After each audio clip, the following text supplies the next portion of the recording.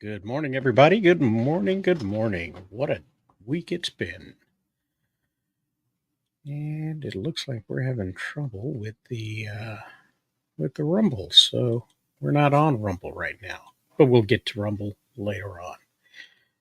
So, what's been happening this week? Hey, everybody, we lost Paul Rubens, Pee Wee Herman this week, and it's very sad if you grew up with him. So we'll see what's going on with that later on.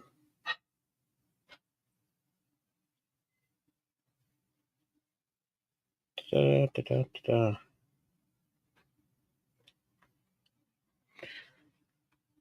So yeah, that's one of the things that happened this week. The director of Secret Invasions, the showrunner, is worried that he might get death threats because of retconning Rhodey. So that's a thing that happened this week. So we'll probably talk about a little bit of this and that here and there. Yeah, I don't know if you can see it. Got a new sword right there.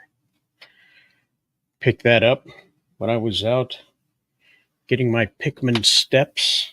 For those of you who do the walking thing, we went to a great big mall and found ourselves at a swordsmith shop, of all places. So that was kind of interesting, I thought. Good morning. Good morning to you. How are you today? Well, I'm shocked that I'm actually the first one here. You know me, I'm usually strolling in. Well, it's that kind of a day today. I got myself a late start as well. So let me ask you this: you grew up around the time where Pee Wee Herman was big and popular on TV and in movies and film. Oh yeah. I totally remember watching, what was it, Pee-wee's Big Adventure? Hmm. That was the first movie, Hmm. and he got himself into a little bit of trouble, as men often do. Yeah, I believe that was in a movie theater. Are we talking about that one? Yes, the movie Okay. theater. Without Only going it into details, yeah. it wasn't quite the movie theater normal people would find themselves in, and Ah, it was he like wound up an he he excited one. he wound up showing a little bit more than he was expected to show at a movie theater.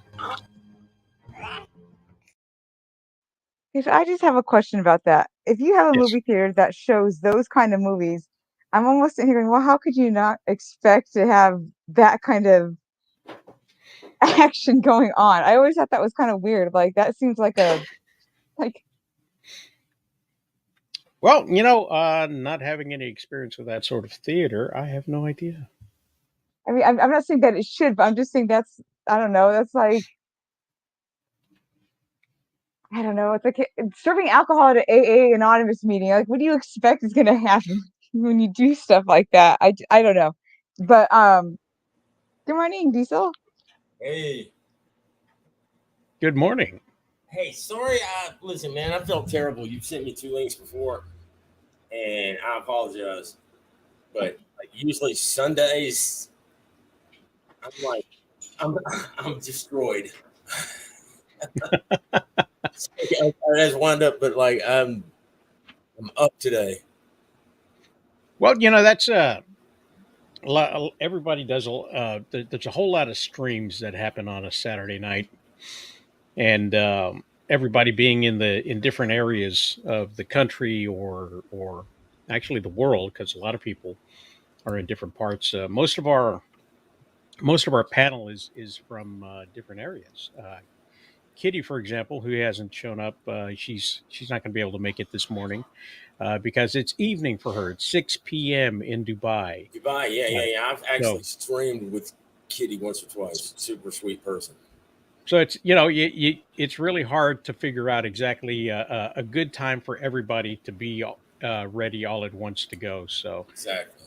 somebody's coming, somebody's going, somebody's hungover. That one's usually me, that last one. Unfortunately, that's not me anymore. I did that for a few decades. Oh yeah, yeah, yeah. I think I was 30 when I finally quit drinking myself. Oh, so you quit too. Congrats. Yeah, yeah. I've been well, there was that one shot of whiskey in it was 2005. But man, that was somebody had brought in this Irish whiskey from Ireland, European friend of mine, and I was there with my pastor and her and my wife at the time, who's still my wife, by the way.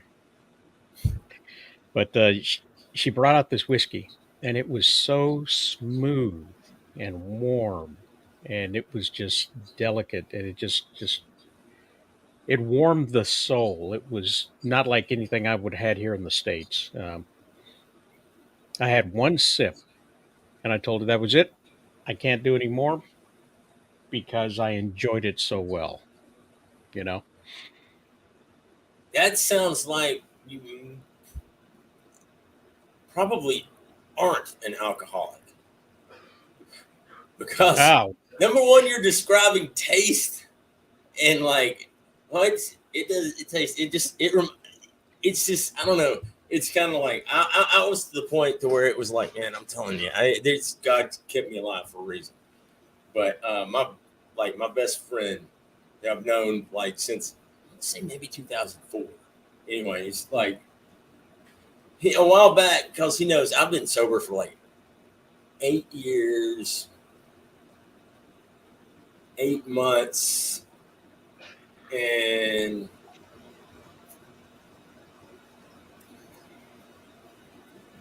about 20 days. And sorry to get specific on that, and that date sticks in my brain. And if I remember, yeah, there we go. Yeah. But anyway, he was just like, I think I might be an alcoholic. He was like, see, and I'm like, why do you think that? He's like, I come home, get a glass. Every night I put ice in it and then I pour it. And I'm like, whoa, time out, stop. All right, you get a glass. You're good. You're not drinking straight out of the bottle. I was like, you're fine, man. Yeah, well, I'm oh, sorry, go ahead. I was gonna say, and I'm kind of Paul Rubens. He died. Yes, yes. 6 year or 7 year battle with cancer. But he was 70, I think, when he passed away. Yeah, I think I saw something about that on Twitter. So I think he showed a letter that apologized for not telling his friends and family, or the audience, His basically fans, the yeah. fans, about the cancer. I can't fault the celebrities when they want to keep that stuff private. I mean, to me, that makes sense. I wouldn't want, to have paparazzi and everything coming at me when I'm, trying to go through that part of life. Yeah, there's some things you want to keep to yourself, and that was kind of the issue that Jamie Foxx had when he was going through his illness. Was that everybody wanted to speculate exactly what was going on with Jamie Foxx, and rumor mill abound goes on, and they started saying things like he almost died, or he lost his hearing, or this and that. And he finally came out and made a statement saying exactly what was going on with him. So, well, not exactly, but just that he was keeping it to himself and with his family, and disparaging the rumors that he'd gone blind or deaf, or whatever the heck was going on. So, Yeah. There's but just, you're at your most vulnerable when you're sick, uh, and it's hard to share that with people out there that even that Norm you know. Macdonald didn't tell anybody when he had cancer. No. Not even like a lot of the comedians, his fellow comedians and people that he knew. He didn't tell them when he had cancer. Didn't Chad Boswick, didn't he also keep his cancer Yeah, diagnosis? he sure did. He sure did. And the fact that he was able to keep in game, he was still he was battling cancer. And every bit of that had to have been tough for him to do, man. You got to give props to that dude, especially for the fact that like he's sitting there battling cancer and he's still going and obviously working out and everything like that, lifting weights and stuff up until the end. That's hardcore. That's cool. Yeah. And I think people are making fun of him for. That's my thing, man. I'm just like, golly, that's pretty. Yeah. And I think people were making fun of him because he was looking like he was getting thinner, and they Yeah. didn't know they had cancer, so they're kind of making fun of that during the 2 weeks, only to find out later that he had cancer and he was dying. So I mean, Yeah. No, that's pretty. you can tell he's thinner in that shot where looks like he walks out the portal.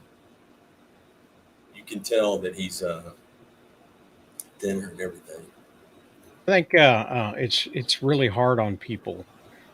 Hang on, let me focus again. Chadwick kept it private, and I don't think he told the higher ups either in Marvel that he was sick until the very last moment. And they wanted to honor him with by keeping the whole thing private, Mhm. and actually they wanted to honor him by keeping the role itself his, so that when he passed away, the character itself passed away as well. And I think there are, this is going to be one of those hot takes that makes people angry. So gear up, get ready for it. Here it comes. Sneak attack. It's cold. Um, Speaking of hot takes. Speaking of hot takes, so here it is. Here's the hot take. He shouldn't have took the role. The kind of cancer that he had is 100% deadly, or 99.99% deadly. He knew he wasn't going to make it. He knew he was on borrowed time, and yet he put himself into the mantle of a franchise playing character that was going to be one of the tent poles of the entire studio system in Black Panther. He'd been built up for a couple of films before he was actually introduced. He was introduced in Civil War, one of the big movies that tied together the franchise, and his movie was one of the most anticipated films that Marvel had. And that being said, everybody who loved the character because of the character, who the character was, what the character represented to um, that African American people, to take that character and then just write it off and not treat it like what it is, a movie role, and recast it, is a shame, because now, uh, though they built this character of Black Panther up so high that now it's gone. You had it for a moment, and now it's gone. And too bad. Now you got the baby sister, and it really, really just derails them. I mean, they didn't go back and bring back the same guy who played Blade. Um, you have instances all over the place where actors take over different roles that the other actors had portrayed before. Just look at daytime soap operas before they got the wash. You know, a character, a person moves on, they bring in a new actor to play that character. Yep. So both of those two decisions have really harmed the African American community in the choices that they made, that were selfish, that were self-aggrandizing, and not well thought out. That's my hot take on that. I have Mhm. something I could add.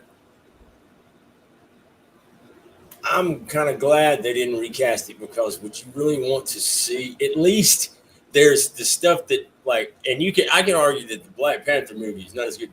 When he was in Civil War, that was bad. That was just fantastic. Black Panther, the movie Black Panther, not as good to me as Civil War. If they had recast it or something, they would have just continued to make these awful movies that they're already making and made it just, they make it trash. Everything that Marvel makes now is trash. And at least you have that. And then maybe someday somebody might could get the rights to something this, maybe they'll have to sell something off so that somebody could actually make a decent Marvel movie again. And I just don't see it happening. I mean, they have, I don't know, they have nothing. And I think it's better that they didn't recast it, because they would have just made awful stuff. Like if they come out with another movie and then they have whatever Shuri as the Black Panther, it's just it's garbage. It's gonna be great. It's just, I don't know. It's everything Marvel to me. It's so dead. I'm checked out since Endgame. When that cringe team up scene happened, I was just like, I was just sitting there and just, I'm out. Has there been any film you liked since then, or no? What, Marvel? No. Yeah, I mean, it might not affect the films, of course. Might have just sucked, but I still think they should have kept the character alive, recast. Yeah, I don't fully blame the actor for taking it, but yeah, I mean, if we knew this would come out of it, then yeah, but he always said that he wanted, a recast if he passes away. So so I definitely can't blame the dude. At least he had to do that before he died. Yeah, I would, again, I've said this before, I would have been okay with having a second Black Panther film with Shuri, although they should have still then had him come back, like die, but then come back later if they were going to do that, or just not kill him off in the first place. But either way, I would have been fine with Shuri to an extent, if they just did the character well, and if the actress was actually good, and neither of those things were true. I don't understand why that actress keeps getting roles. She, besides one film by Steve McQueen, she has sucked in everything. I think probably the actress who plays Shuri has a list of everybody in Hollywood who hasn't been vaccinated. Shoot,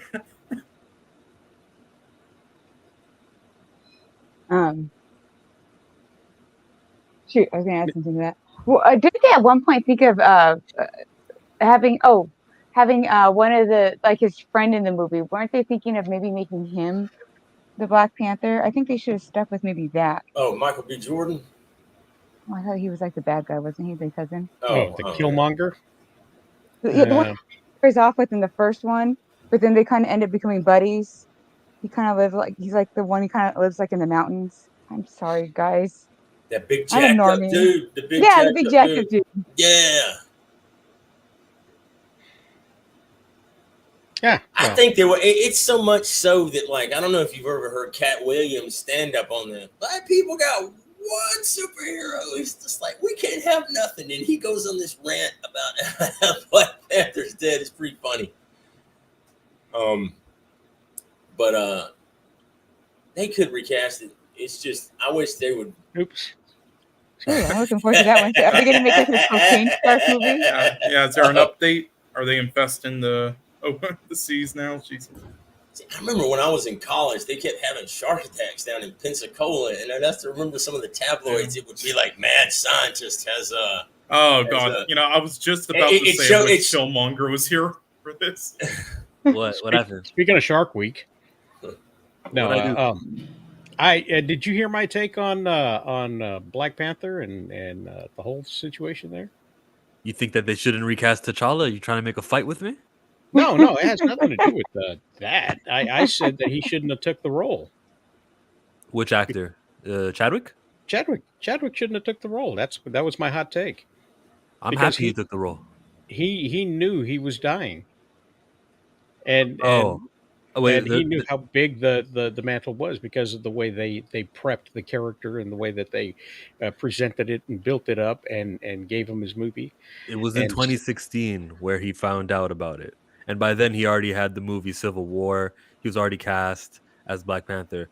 And I know, but I kind of understand your point, though. I do think that, but it's tricky. I see where you're coming from, Rosales, because as a guy who is who's No, dying. I come from misinformation. If he took the role before he found out, then that blows my whole premise out of the water. Yes, but it also, you do have something, because the last few years of his life, where it was becoming more and more clear his health wouldn't, I mean, maybe he wasn't trying to give up, and maybe we got to respect the man's privacy for not revealing his status. There's a lot of like counter arguments I can have, but I also go back and forth with some of that. But yeah, from the beginning, he did take T'Challa before having cancer. Okay. Yeah. Well, then I take it back. No, and I mean, And I don't my know if he thing- would have known completely, like how big just his character alone would be to a lot of people at the time.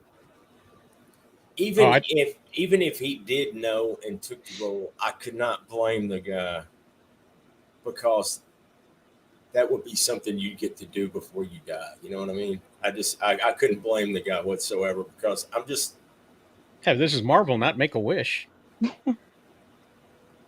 Is Cole rubbing off on you? It sounds like something he would say. Yeah. What? We don't have enough guests, so I'm filling in. But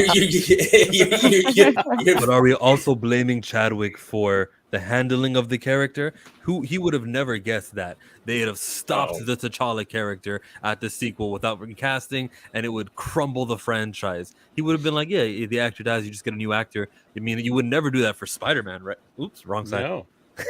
There you go. Spider-Man. That's why they're never going to make another James Bond movie. They'd never do that for James Bond. There's just roles that reoccur with new actors, and the mishandling is all on Marvel's, not on Chadwick's. I mean, they are in a unique situation that they are not going 3 years or 3 films and restarting, because that became a trend after Batman. The initial Batman went 3 films, and they recast 3 times. Actually, more than 3 films, but the point is that because the actors do get older, they would just start over. So you go a few films and then you start over and then you retell the same story in a different way over and over. Spider-Man was, I think, the last time that they did that. They did 3 Spider-Man films with Tobey Maguire. Then they went with Andrew Garfield. Garfield. I was going to say McCarthy for some reason. I don't know. I'm sorry. That's good. And the last thing they did was that. And so Marvel deciding that they wanted a full-on, full continuity with every single thing moving forward, kind of like a soap opera, but without doing the soap opera thing, have basically hogtied themselves by not allowing the characters to be recast and just saying when they die, they die. I mean, it's a good thing that Robert Downey Jr. didn't get sick. They just killed the character before he could, which is a shame because they should also recast Tony Stark. I think that the entire start of the Marvel Cinematic Universe, I was talking about this yesterday, I believe. Robert Downey Jr., picking him is like it's like the perfect storm of everything.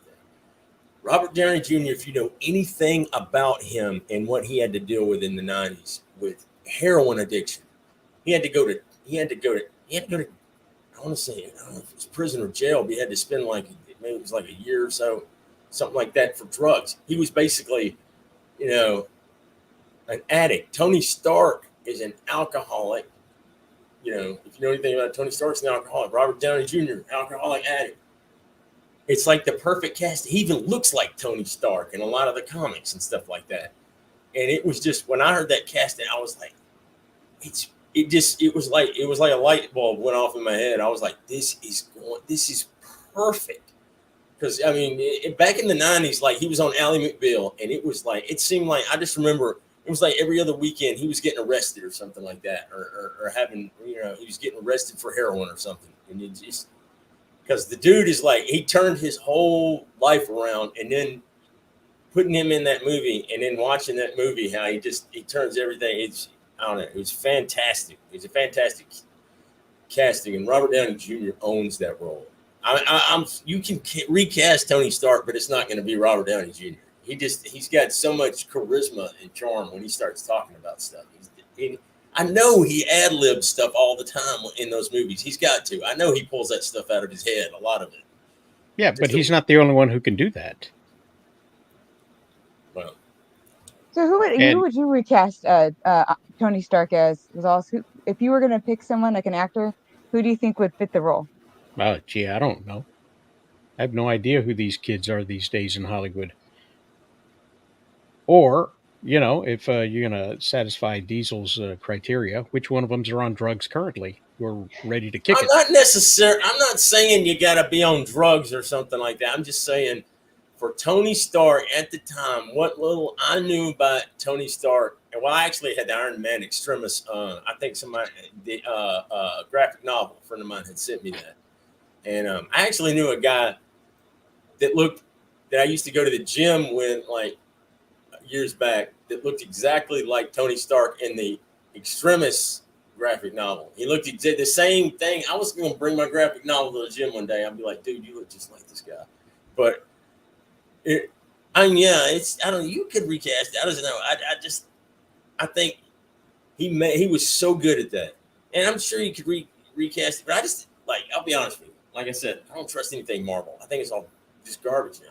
I think it's trash. I have zero hope for anything that's even remotely watchable. They just have made nothing but just MCU dog crap ever since Endgame, and that's why I don't know. It's just it's like it's kind of dead to me. That Star Wars and other stuff. It's just there's not a whole lot. Maybe I'm blackpilled. I don't know. I hope I get surprised one day and maybe they start making good stuff again. But it's just like, to me, I'm just like, at least they got Winter Soldier, because that to me is like the best comic book movie ever made. I love that movie. That's absolutely. I found the perfect casting for Iron Man in the reboot. You ready? Yeah. Ready. Shia LaBeouf. Oh gosh. Looks great in red. Oh yeah, we can do a sequel of him beating his wife. That's cool. Picture a goatee. All that. Go make your dreams happen. Avengers assemble. Dude, if he did it just like that. Avengers assemble. Do it. Just do it. Oh, too bad, couldn't get that. He was almost cast for a role, but then he had to go beat women again. Too bad. If could have got that. What role? Hold on. Like Iceman or something, whatever it's called. Did he actually, or is it like an accusation thing the way Jonathan Majors? No, they reported that they were planning on. Oh wait, do you mean the casting or the? No. The charges against Shia LaBeouf because of late. Oh, I don't think there were charges, but okay then She didn't want to file against them, but it's pretty much like confirmed though, and there. By who? Did he confirm? Making. Wait, what? Did he? She witnessed the event. He basically admitted it, and he was like making jokes about it and like not taking it seriously. And she didn't want to make it public or anything, but he just wanted to take it seriously. And no, I think Cole actually is right, and I hate to defend Cole because but just only. Look, man, only because of you've got kind of like this reputation stereotype around you, so. But I'm going to defend you, dude, because I believe you're absolutely right. And I believe Joe Rogan talked to him about this. If I'm not mistaken, I remember reading or watching, maybe it was a Joe Rogan clip, or maybe it was reading something that he had said about Shia LaBeouf, trying to help him. Did you see reputation around Cole or Shia LaBeouf? I kind of missed. No. I was talking about Shia LaBeouf, may have done what Cole was saying. Yeah, I think that's the case. I think Cole is actually right in this case. That's what I was saying. I'm shocked. Well, as long as Shia doesn't do what Cole's done. And then I hate no, I think this was the name of the person who. Yeah, it was. They were filed a court case, I believe. Yeah, Cole. What I was saying was, I hate to defend Cole because he has this reputation of always being wrong about everything and wanting to start arguments for the sake of arguments. What? But in this case, Cole is correct. So there you go, Cole. When have You're I still ever been lovable, wrong? Cole, just in a very, very dark way, I guess. Yeah. I am always right, just like A24. Dude, you want to argue environmental science stuff with me? I'm in environmental science. Get out of here with that. I didn't argue. I just said every scientist has their biases too. So, you know, and not all of them are right 100% of the time. Actually, none of them are right 100% of the time. You take them That's all I Harvard said. honesty studies and go home. Cole, I thought you were Canadian. Aren't you supposed to be somewhat like nice and friendly? Why are you so like, I don't know. I'm not friendly. Yeah, right. If I wasn't friendly, I'd be like, Canada turned into a Canada turned crazy, man. Well, no, look at Chillmonger. Chillmonger's nice. Why can't you be more like Chill? Oh, is Chill a Canadian too? You're cool, man. Yes. International panel, just like hey, I told man, you. like it's in the name, dude. Is Chill, dude. Listen, by the way, it's my fault that Canada is the best country. For what? Leftism? You know, even though Trudeau won, he won the election, but he has the least amount of votes in the history of the country for winning the election. We have like multiple parties, so that kind of stuff can happen. But you're right about lefts, because even like one of the other major parties is left also, and then there's one that's a right-wing party which gets a lot of votes. Yeah, and you know, you can protest that kind of stuff, but just not in Canada, because that's frowned upon. It's almost illegal. Yeah. See, and I used to think I had a bunch of friends like up in Canada, and I was just like, I might even go live up there. And then like all of a sudden, after like around the 2020-ish or so, I was just like, what the hell happened to you guys, man? Or one of the dudes, he works for the government or something like that. I remember the last time I saw an email that came back from him, I was just like, I don't know. All I get is disinformation. You know, what I hear is obviously not the truth. It couldn't possibly be the truth that Canada doesn't like truckers. Yeah, well, I'm just I hear things and like listen to my voice. I am a walking stereotype. Okay, you can make fun of everything about. I mean, you know, it's cool. Look, I live in Alabama. Okay. Every stereotype you could think about and say about Alabama to us, I know that it is actually true. It's not like maybe widespread, but there's everything legal in Alabama. Then everything's legal. Yes. Oh yeah, I forgot about that. Oh yeah, everything's legal in Alabama until you get caught. I'm gonna have to send that song to you as well. There's a song that's not the definition of legal. Yeah, it's actually it's a song, because I said something about everything's legal in Alabama. She sent me a song, and that's the name of the song. I was like, what the hell is this? That something like that used to be my email signature. Everything is free unless they see you. That's funny. See, my mom, like this, my brother and I, we were building a deck for this lady, and she had this sign out in the yard, like towards the edge of her property line, and it says, if you can read this, you're in range.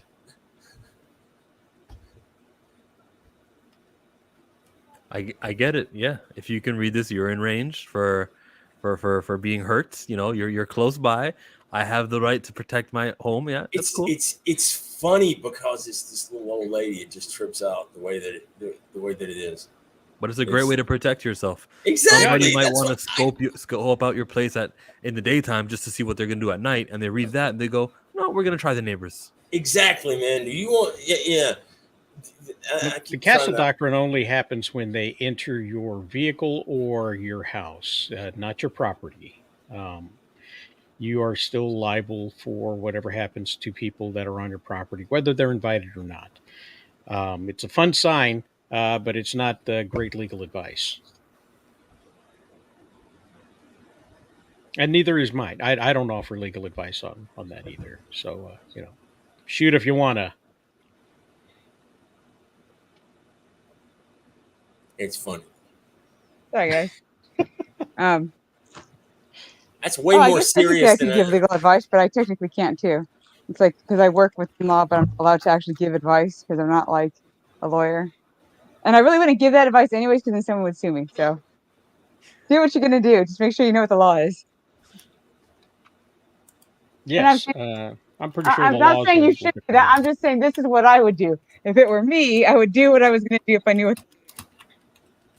Maya Angelou had a break-in happen to her one time. She told this story, and she was in bed, and somebody had broken into her house, and they started to open the door to her bedroom where she was at.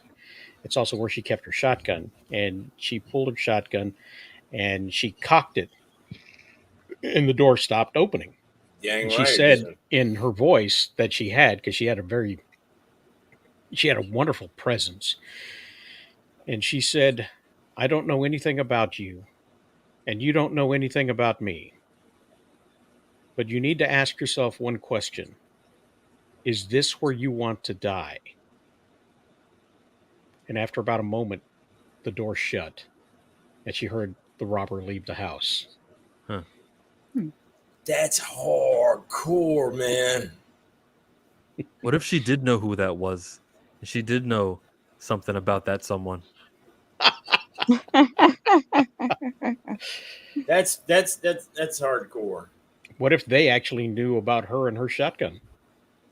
That would be weird. That would be like, so were they wearing a vest so that they could have the excuse that they were shot at by her? Let me tell you something. Nothing. I don't think they were wearing a vest, so they backed out.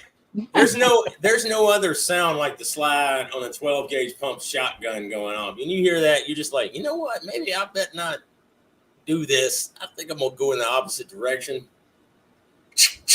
Okay, I'm out.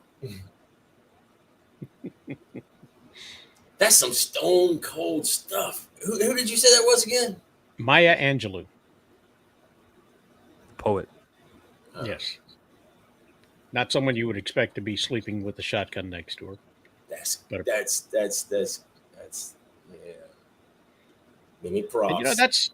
And, you know, that really does say a little something about society when somebody who is that articulate, that renowned for their poetry, that looked after, looked up upon, that she would still have a shotgun next to her bed when she slept at night. And that says something about the world, I think. Now, is a shotgun better than a handgun if we're talking protection wise? Inside of a house, it's a good all around to defender weapon because the fact that you've got like more of a spread, you don't necessarily have to be super accurate. You can kind of turn in the direction, especially if you got something in there like bird shot, say, or whatnot. You can definitely take somebody down. I mean, it's kind of like you can it easier to kind of shoot from the hip in the general direction because of the way that the shotgun is made. It's kind of a close range hallway inside kind of thing, more so than like a handgun, I think, on the inside. Depending, close corners and stuff, it just depending on what you put in it, it may not necessarily be deadly, but right. It's going to be an inconvenience. You get you get hit with salt or birdshot, and it's going to run you off. But it's not going to weigh on the conscience of the shooter. But like, why would you have mercy in your weapons? Like, this person who you're using it against is in your home. Like, you don't deserve that kind of. Okay, we'll just put in the weaker one that's not gonna exactly kill you. Your vitals will be fine, so I'll use that. What's the point of that? That's where you go birdshot, buckshot, slug. See, that's where I agree with Chill over there. Once you come into somebody's home, you forfeited your life. When you start doing that, if you've got your family there, if you believe in second chances, you give them that opportunity, and then you move on to the next round. You don't know what they have. You have no idea what's going on there. Can't take that. I couldn't take the chance. You said with your family. Ones. When it comes to kids, though, if you do have children in your home, do you want to have a weapon there with the most deadliest force, or do you want to have it so that the first shot that they do when they were just playing around and click, it's one of the weaker ones, and then you hear it. You make sure you keep that weapon away from the children at all times. You know where that weapon is, and then when they're older, you explain to them what goes on, discipline, that kind of thing. Yeah, I'm going to assume that Maya slept alone or with someone she was familiar with, and there were no children involved in that. Oh house. yeah, you definitely don't want to keep guns. Just have guns lying around for kids to come and play with. That'd be nuts. Yeah, we keep ours locked up. I mean, you'd have to have the code in order to get into the safe. Um, but we've also got a Oh. fence around the house too, just to also incentivize people just walking away. It's kept away the Jehovah's Witnesses, so I love that about the fence. Which I was gonna say, the fence or the what you're packing over there. You know, have you ever Well- noticed the Jehovah's Witnesses, like their church stuff? It doesn't have any windows. I guess they don't want people soliciting them and knocking on their Oh, windows or something. that makes me want to go. It's like them. Vegas. Hello. You don't know what time it is, so they can keep you there for hours. But I will say, like, because I grew up around guns, I like at my grandpa's house, and me and my uncle knew that we would get like a beat down if we touched them. So I mean, kids, it's not like this. I mean, you can teach kids. It's just like you have to teach kids, and I don't know. I just have like, I guess, a different philosophy because I knew I would get a beat down for touching like the gun rack. Right. So you knew not Was to that your touch it. gangster grandfather or your Russian mafia grandfather? Which one? You mean the Russian mafia military one, or like the redneck one? It's the redneck one. Touch my gun again, I'll shoot you. Chill. You got any experiences with weaponry up in Canada, or is it still Do you want to illegal? come to America, or we just scared you? No You need comment. to come down, man, and like and experience that sometime. It's cool, and we take it for granted. Or a lot I'm learning. I'm listening. I'm hearing about how, children in the home need to know that there is one, and they need to know where not to go to reach for one. That'd be important. Yeah, that's useful. There's a line from a movie, and it's not the greatest movie ever, but it's a great line, and it makes sense. It's like, I think, it's that first Alien versus Predator movie. Not that great of a movie whatsoever. But there's a line, this woman's got a gun, and then somebody was just like, all my times on trips, I've never needed a weapon. And she's like, gun is like a condom. I'd rather have one and not need it than need it and not have one. Yeah, what? Yeah, That's what I what? say about my appendix. That's what wrestlers say about blading. You'd rather know how to do it and not ever use it, rather than not know how to do it and then one day need to do it. I have a whole Metro situation. Metro? Do you just sit here during the stream ECW? and just Metro? decide, like, just keep changing out your pictures the whole Really? time? I'm just giving a tribute to Pee-wee. If you're gonna show me the Metro situation, just explain it. There's somebody profusely very red. Is that what's happening? Because it looked like you went over to show me the ECW match of Metro. Okay, I take your word for it, and I don't think that YouTube would allow that much red. Oh my goodness, yeah. It was a bad situation. A bunch of things happened that should not have happened. Okay, Paul Heyman was put in a bad situation. People no-showed a show. Okay, it was a house show, wasn't on TV, and so this kid who was I think it was about 17, Wow. lied to Paul Heyman at the show and said he was over 21 and that he was a professional wrestler, which he wasn't, and that he worked the indie circuit, which he didn't, and he wanted to be in there, and he was there with his dad. His dad drove him to the show, and he had heard, because it was such a cluster F of a production at that point, that they were able to hear that some people didn't show up and that they were needing people to fill in. And so he goes in there and says that, lies about his credentials, says he's willing to do the thing and jump in the match. And so they go ahead and contract him for the $20 that he would eventually never get paid, and go in there. And sure enough, they partner him up with Devon in a match against New Jack and boy. one other dude. And New Jack told him he was going to blade. And he said, I'd never done it. You do it. And so, middle of the match, he's getting the crap beat out of him. They're hitting him with chairs. They're doing all kinds of stuff. And then New Jack just reaches into his pocket, pulls out an actual blade, a knife, and puts it on his forehead and runs it across his forehead. Okay. And this kid is just spewing like a battery operated fountain. It's just coming out of his head. His father thinks he's dying. He's screaming like a mad fool because he's never experienced anything like that. He's actually, if you could put it lightly, they were working him stiff. Okay. Uh-huh. So, not knowing anything about anything, this kid is crying. He's bleeding all over the place. He's starting. His dad is yelling into the ring. He's just a boy. He's just a boy. He's a minor, and everything. It blew up into a whole thing, and they wound up suing him, suing Paul Heyman and ECW.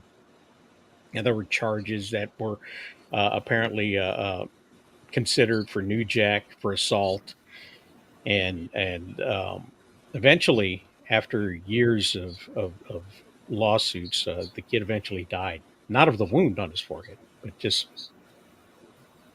because I don't know why, he was sick. It was gastric bypass surgery. Oh, okay. And pretty much everybody in that situation was blamed. Literally everybody was at fault there, from Paul Heyman to even the kid's father, who kept shouting like the N word at New Jack. Literally everybody was to blame. There should have been like charges on everybody. They all like lied and did illegal crap. If you could just predict the house falling like a Jenga thing at the time, that's what it was like, because everything was wrong in that situation. And of course, Heyman didn't have the money to pay anybody that night anyway. So there's no way he was able to refund anybody who came to see the show. So he had to put something on. Is he paying anybody now? I just saw him at SummerSlam with the tribal chief. Does he go, hey, let me break you off a little something. I know that I wronged you in the past. Here you go. I have no idea. Ugh. But I forgot why. When New Jack died, he gave a little tribute to New Jack on the program. It was like a good little minute when he goes, I'm not supposed to bring him up. We can't even show footage, but New Jack died, and he was one of the best. One of those nice words. Yeah, I mean, again, if you haven't seen, you should see that Dark Side of the Ring episode with him if you want to, really learn about New Jack. But there's a lot more to it even outside of that. Like, just crazy his career. Wait, is he the midget wrestler? No, that was the guy who was at the event. That's not New Jack. That was Tiny the Terrible, and he was friends with. I know who New Jack is, but Tiny the Terrible. This is not the Metro guy that you're talking about. No. He was friends with the Metro guy, and he was the one who got him in, saying like he used to, wrestle with like him and his brother, which they did, out back, in their backyard, and Paul Heyman and stuff liked the size and movement of him, so he brought him to the event, and then they lied about his age and experience and saying his training and all that. And then Tiny the Terrible, basically got pissed off at him because kind of pushed him to the side and put him at front to get into himself up front to get into the match. So then in court, he testified for New Jack in return of him getting him into WWE later, which he did. Wow. We had the Booker T segment, right? Yeah. And other moments, yeah. Didn't New Jack try to kill somebody by throwing him off of scaffolding? Many times, yes. Yeah. I think he actually said that in an interview. I was going to kill this man after. Wow. What was the one incident, right? It was the incident that with that one guy who, he accidentally, fell wrong, and they landed weirdly, and it gave him like half like brain damage. So at another show later on, they were up top, and he brought out a fucking taser and tased him. And he's like, Jack, I can't feel my legs. And he's like, oh, it's okay. You're not going to need them. just like bombs away and then throws him over like 20 In an feet. interview, he said, "I was aiming for the turnbuckle when I Oh tossed him." yes, that was Oh. hilarious because in the episode there, some guy was like, I don't know, yeah, was he trying to kill him? Could you charge him with like murder? I don't know. I guess we'll never know. And then literally a second later, they cut to New Jack saying, "I was trying to aim outside of the rope and kill him."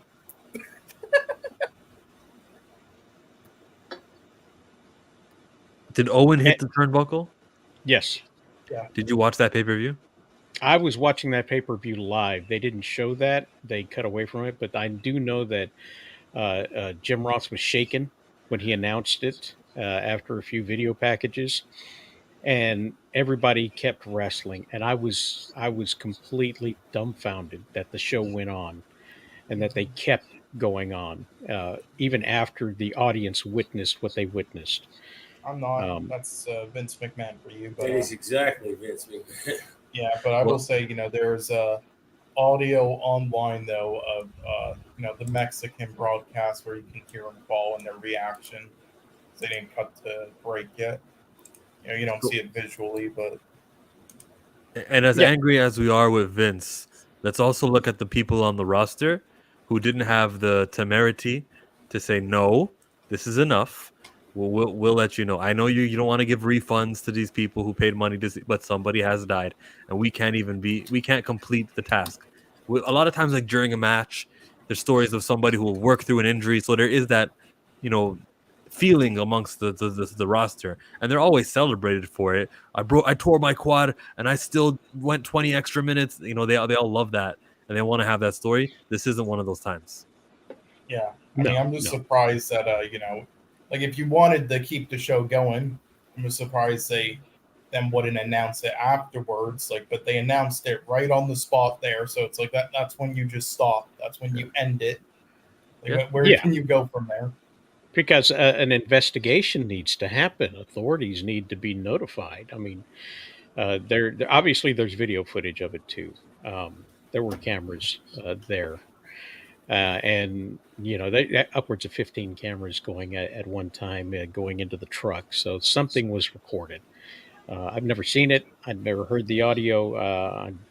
My Faces of Death days are long past me, so I have no interest in seeing that. But you've got some sort of criminal investigation should have started at the moment that the incident happened. So when New Jack said I tried to throw him out the turnbuckle, that was pretty close to that event, right? He knew. He knew what he was referencing. We all know he was going for some sort of shock with what happened to Owen. That's Yeah, wrong. I mean, there's been many incidents like that. Like, I mean, you probably know about Oldham Chill, but yeah, there was like he wrestled like a 75-year-old man or someone crazy, like 80 years old, even some age like that. And his gimmick was that he's immune to pain, and he forgot about that when he went into the match, or nobody told him. And then he also didn't know how old he was, so he took offense when he said, "Listen, kid, I can teach you a lot about the business." So he literally, and when he started punching him in the match, so like his gimmick didn't like sell it. So then he like would just start beating the shit out of him. Took out like a metal chain, started hitting him in the head with it and everything. It was like he almost killed him. And He the also whole way took out the through though, knife. he didn't sell He it. took out the knife too and stuck him a couple of times. No, that Oh, was another guy. that was with that was with another guy. And Another again, in another the, indie promoter. yeah, in the episode documentary, he's like, "Listen, I'll drop the charges and let you out. If you promise to take me on the road with you and turn into a gimmick." He's like, "Okay, drop the charges," and then he just speeds off after that, never returns to the country.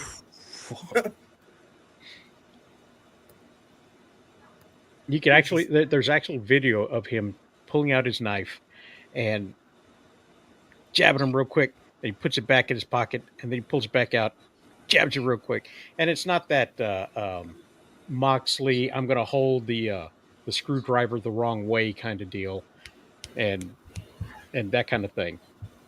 You actually had the knife the right way. You see the blade. Now you see it. Now you don't. Now you see it. Now you don't. Oh.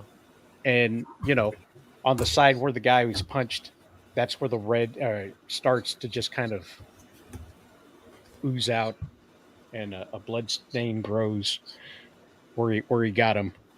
Oh yeah, and I love Bo how in every interview though, when talking about that incident, he's always like, "Listen, I didn't do anything wrong. All right, all these people say I stabbed him 12 times. I didn't. I stabbed him 9 times. All right, 9." Because math is important, ladies and gentlemen. Math is very important. It's 1776. Yes. Aren't you guys talking wrestling? Sorry, I don't know wrestling. Oh, okay, okay. Yeah. I don't know I if know you I'm guys useless when it comes to that. you guys don't know this, or maybe you do know that, but maybe you need to be reminded. Miss 1776 has multiple shows throughout the week where she talks different things, conspiracy theories. She interviews people. She has a round table with ladies where they talk different topics and do their best not to degrade men. Uh, and just this past Saturday, she had a stream with a bunch of comic book artists that was quite revealing. So it was kind of a fun show. So if you should be out and about, give her a like, follow her on Facebook and not Facebook, just on YouTube, and Twitter. When she's not banned, she's tweeting all kinds of different fun things. Just thought I would point that out. Diesel, Thank you. this is your first time on this show. Why don't you tell everybody what it is you do besides hoard those Transformer posters? Yeah, I also hoard Transformers. But I'm on the Common Nerd stream on Wednesdays at 6 p.m. Central. I'm sometimes on Miss 1776's channel also. I have a channel, but don't really do anything with it yet. I kind of go to different live streams and stuff. I enjoy the interaction with live streams and everything. I don't really have a lot of skill for making videos, but I enjoy laughing and going in and talking about certain things. But, And Chill does his show. He does periodic updates during the week to let us know what's happening with Jonathan Majors and Yeah. the recasting of T'Challa. On occasion, he will team up with other streamers and go on these hours long rants about different things in the middle of the night.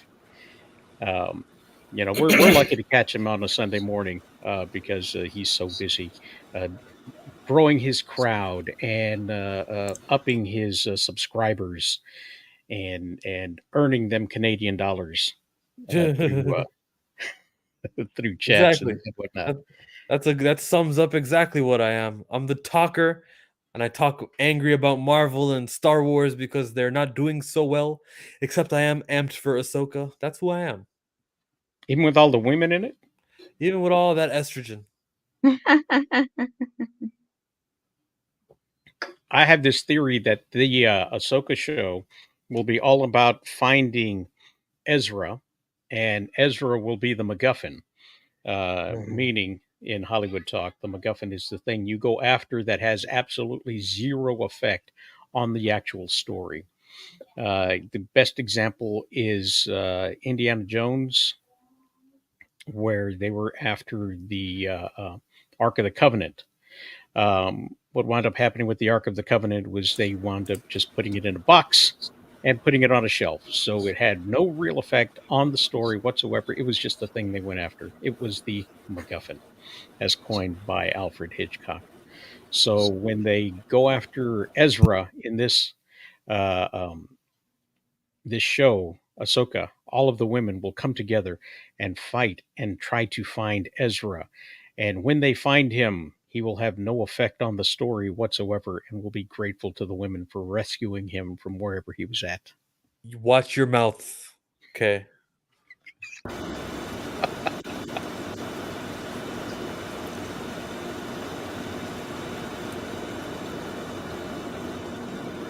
Whose fuzz is that?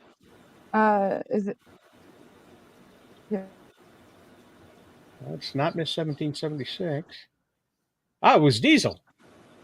Diesel had the fuzz. Well, what have I done?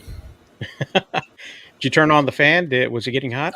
Oh, the fan's been on the whole time. It's Alabama in the summer. It's like always hot. There were some clouds on fire the other day. Clouds on Fire, man. That Nice. sounds like a great heavy metal album. Clouds on Fire. So you think Ezra is going to affect some sort of great change at the end of the show? Sure. Okay, great discussion. You're making a theory about a show having a dumb plot that goes nowhere, and I'm like, yeah, let's wait for the show. Let's see an episode first. What are you going off of? Just because the Kathleen Kennedy history of all women, this and that, like the lead of the show happens to be a person who is of that background, right? It's Ahsoka Tano. So what is she really gonna be in here with her? Yeah, you better make some women in it. It's fine. Not once did I mention Kathleen Kennedy. But we know she's the Star Wars producer, so we know she's been that way. Well, that's true. Good morning, Nico. Good morning. Thanks for joining us. Have they even cast Ezra yet? Yes. He's in the trailer. Yeah. He's like on a hologram that you can see them, and they talked, and it cuts away. But it's definitely we're searching Ezra Bridger. Miller. Ezra Bridger. Diesel, you're a Star Wars guy too, yes? Star Wars is dead. When did it die? When did it die? When Luke Skywalker, when they had Mark Hamill throw the lightsaber over his shoulder and drink blue titty milk. Yeah. But it had a brief resurrection for the one part of the good. They won back some goodwill at the end of Mandalorian season 2, which they promptly destroyed right afterwards. So do you discredit the Bad Batch show or some of the Clone Wars finale that they did? And then there's what else did they do that was good? There's something else they did. Tales of the Jedi. Did you go, oh, that doesn't matter because The Last Jedi was so terrible? Pretty much, yeah. Wow. You're doing yourself a disservice. You can enjoy some of this. I watched the Clone Wars series. The last of the Clone Wars was pretty good. It's more like movies than it was a show. It was okay. But it's like, I mean, I know what's going to happen. That's why I never could get into the series that much because I know where it's going. But I just they've destroyed Star Wars and put all their identity politic nonsense in there, and it's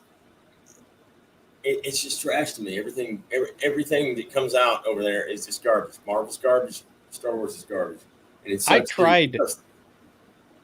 I'm sorry. Go ahead, please. It's just there's such great characters in the expanded universe. There's a game that I think the greatest Star Wars game ever made is Jedi Knight 2, Jedi Outcast, and then of course the follow-up Jedi Academy. It's first person and follows Kyle Katarn, and the story behind it I thought it was so great.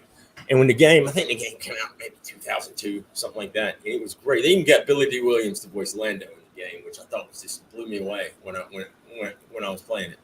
But That's there's awesome. so much expanded universe stuff that you could have gone with, and they've ruined it. And they have ran off the fence. No one. It's like they're intentionally trying to run people off of this stuff.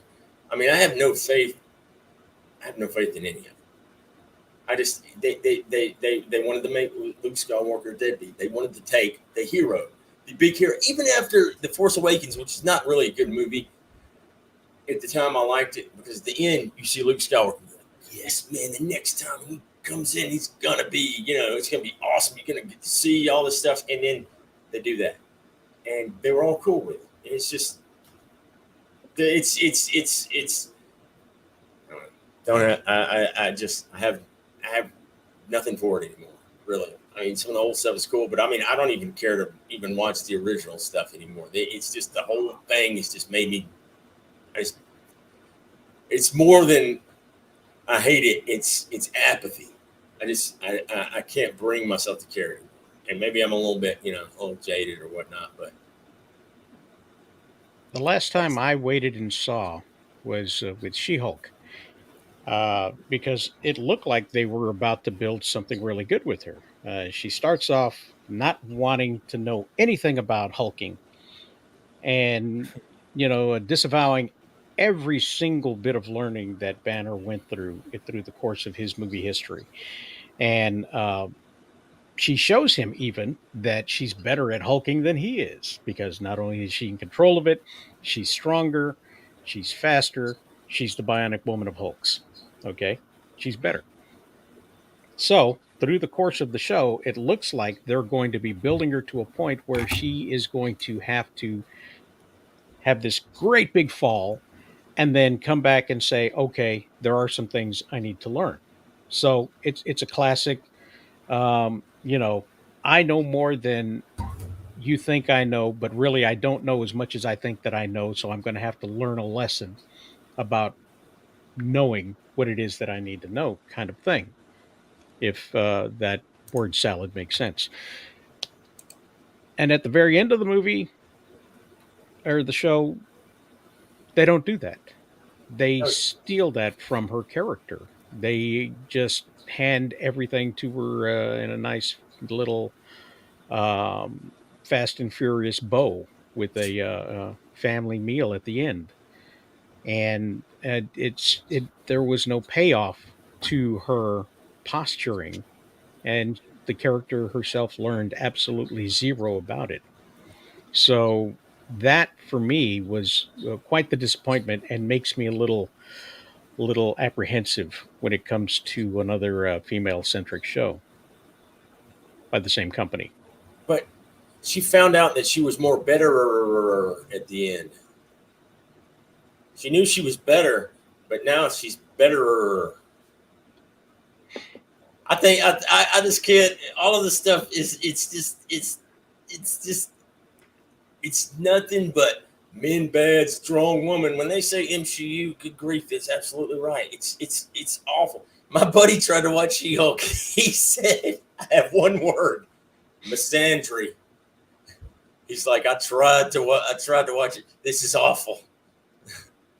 Yeah, I mean, I love it when a TV show has absolutely no ideas, so they spend the entire finale just to, roast people online with like 40,000 subscribers instead of trying to write a good TV show.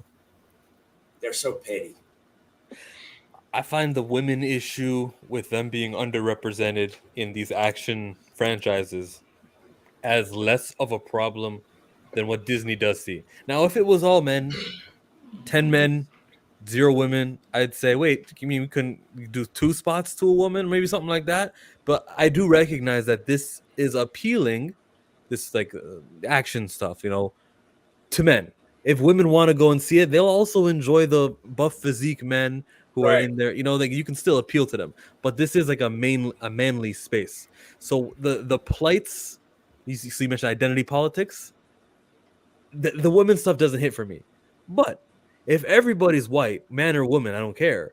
I'm gonna take issue with this. I'm gonna say, hey, wait a minute. Where is the darker skin complexions in your top tier? Why are there always like supporting character? And why do you They killed them off. or kill them off or make them Skrulls because they're that expendable? When I noticed that the studio hires, good job, you guys are casting. You're getting Don Cheadle and Anthony Mackie, and you're doing everyone else who they get. I also got to go, but why aren't they being treated like Iron Man is? Where's the trilogy of movies for Black Panther? Why did you rid him just because the actor died? Where's the trilogy of movies for who else do they have? Blue Marvel, freaking. Why is Captain America Steve Rogers gone just so that you can get Captain America Sam Wilson? We know that that's a temporary role for him.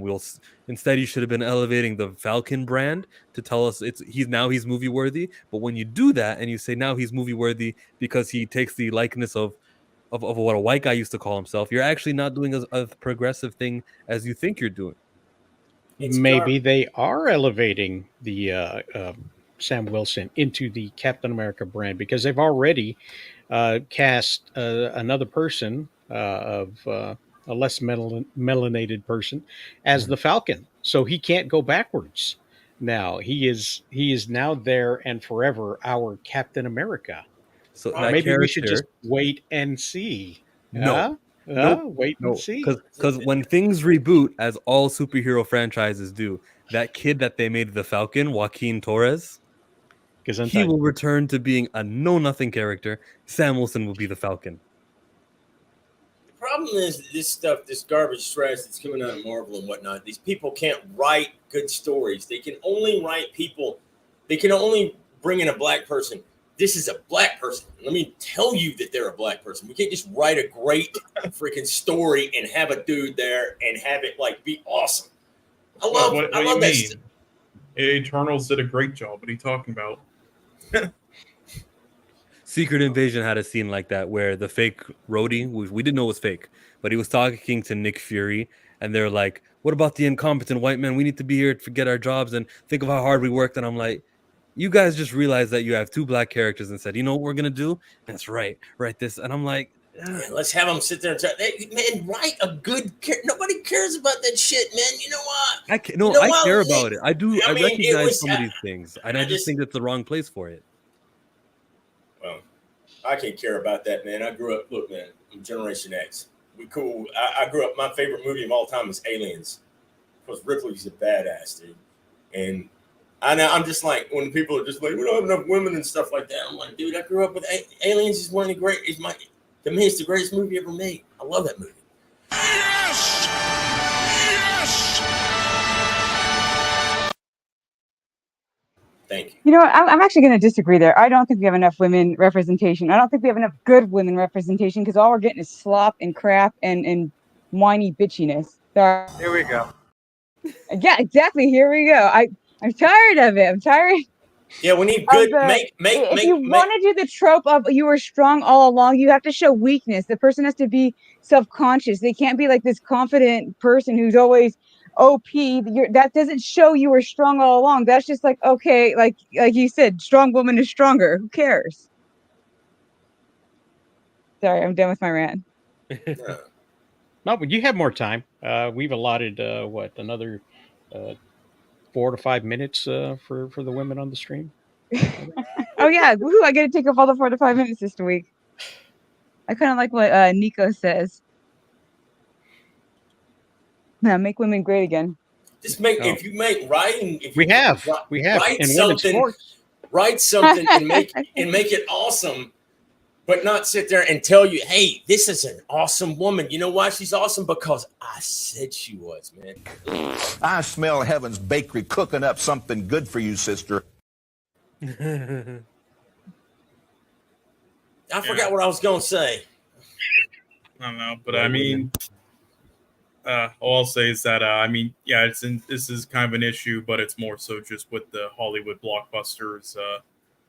Definitely don't think this is as much of an issue as at all with the other films. It's mainly just like the MCU A24 garbage and everything. Oh yeah, no, A24 does a great job. I have no interest in anything Hollywood's putting out because it's mostly trash. Mm-hmm. It's mostly woke trash. It's about to get better though now that they're moving over to Chat GPT and AI to take over. I agree. It can't get much worse. Those A24 jokes just aren't the same without Jaded screaming at Cole. There was a guy I know who was decided they wanted to do a little experiment, and they decided to have AI write a scene from Frasier, and he gave it the situation. He put it within the parameters of Frasier was just abducted by aliens and has to explain it to Niles. And he put that in there, and it wrote out a scene. Now, the characters sounded similar to the way that they would have done because, that's obviously got those scripts and those videos in the model for the AI. However, it was missing the humor. They were just having a discussion. There was no jokes or anything else. And so I told him that he needed to add another parameter to his description. And that parameter was the story gets told in this way. A character makes a humorous statement. Another character responds with a quip, and then the first character answers that quip with a funny joke and adds another statement so that it starts all over again, because it's joke, joke, joke, statement, joke, joke, joke. That's the way Frasier always played out. They have a whole thing that they do. You know, there's a way to follow it, a blueprint, if you will, of how a show goes out. And you know, they follow the first act, second act, third act, but then they break everything up into 11-minute segments so that you can allow for commercials and so on. And so once I gave him that and he put that into the chat GPT, it was able to do that. Now, the jokes weren't necessarily funny, but it did it. And somebody could come back in, even if they're not a writer, but are an editor working outside the union. And once they've got what they need to outline it, they could have a script written for them by AI and just edit it to where it's actually workable to put in front of non-SAG actors and have A24 do it as a short film so that they could produce 32 short films. And actually 6 now, because people are now used to only seeing 6 shows in a season. So, you know, it's plausible that more crap of equal or lesser quality could come from a computer all on its own.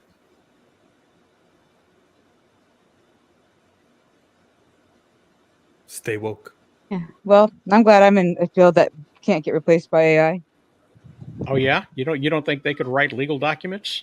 It's not what we do. You think that's what we do? It's what let people believe, but no, that's not what we do.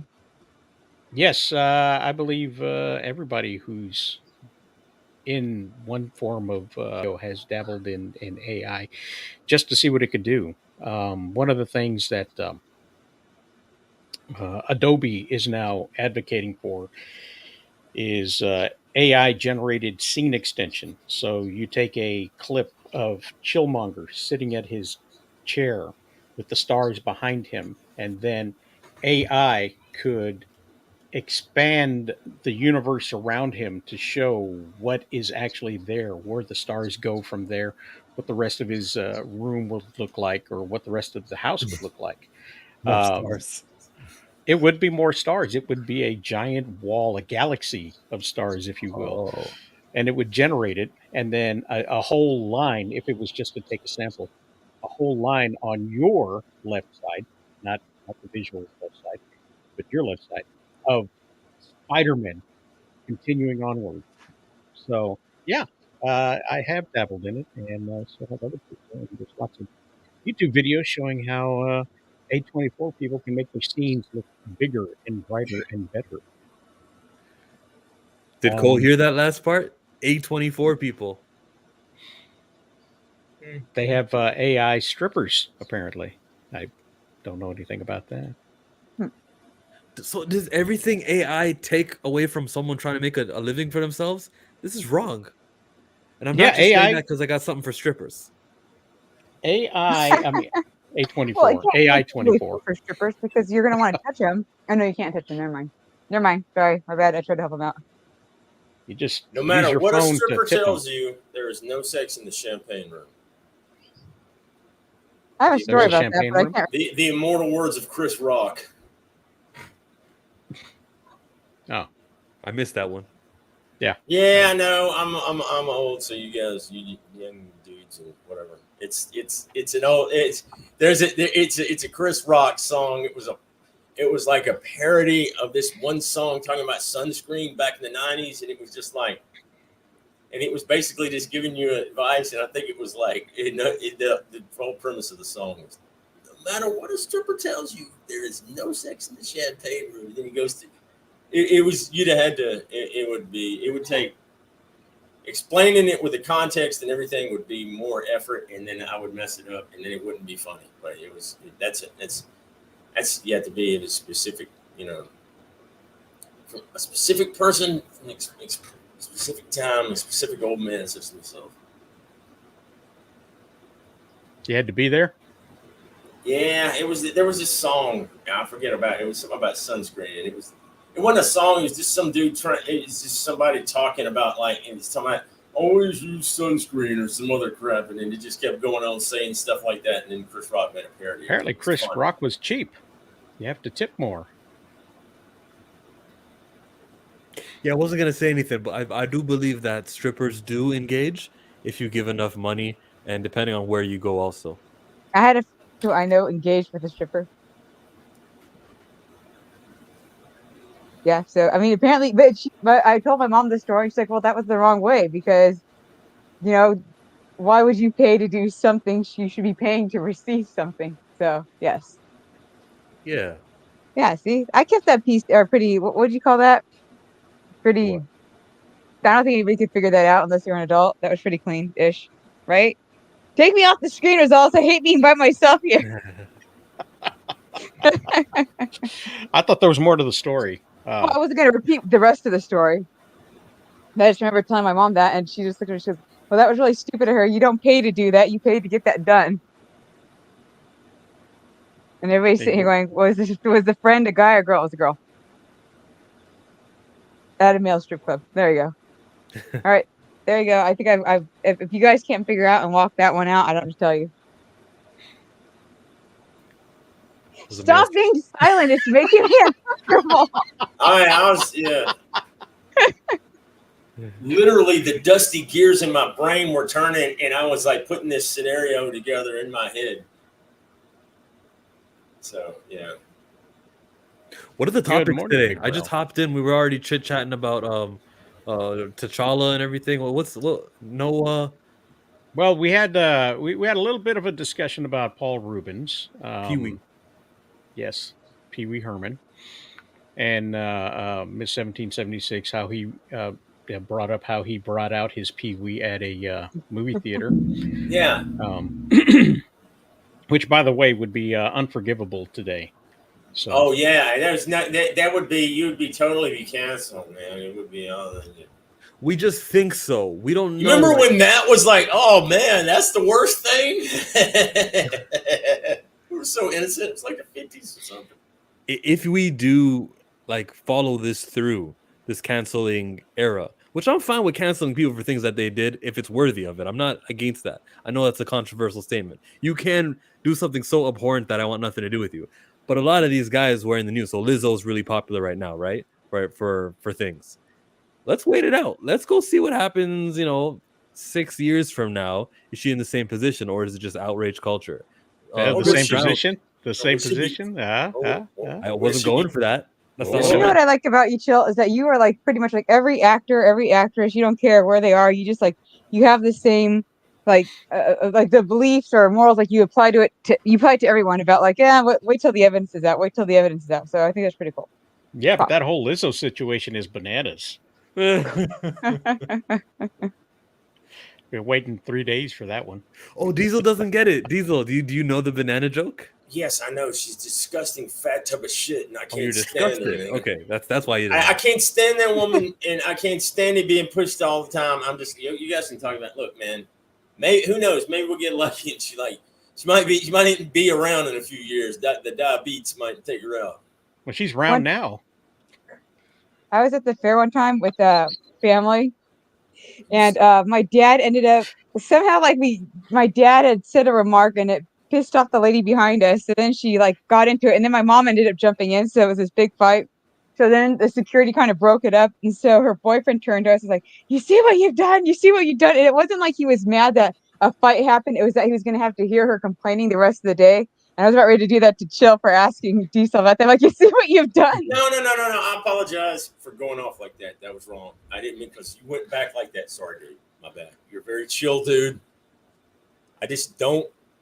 She's one of them people that just, hey, this thing is famous. And I'm just like, no. I'm sorry, man. I got nothing for this narcissistic person. Anybody that's that disgusting, wearing a thong, walking up, no one wants to see that. That's that.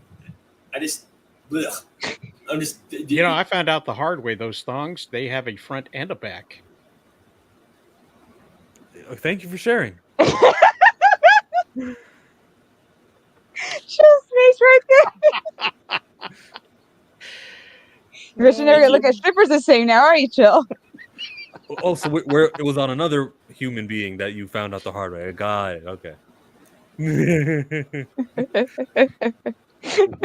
With Lizzo and the body positivity thing, where yeah, she is very fat, but she promotes like, hey, I'm still healthy.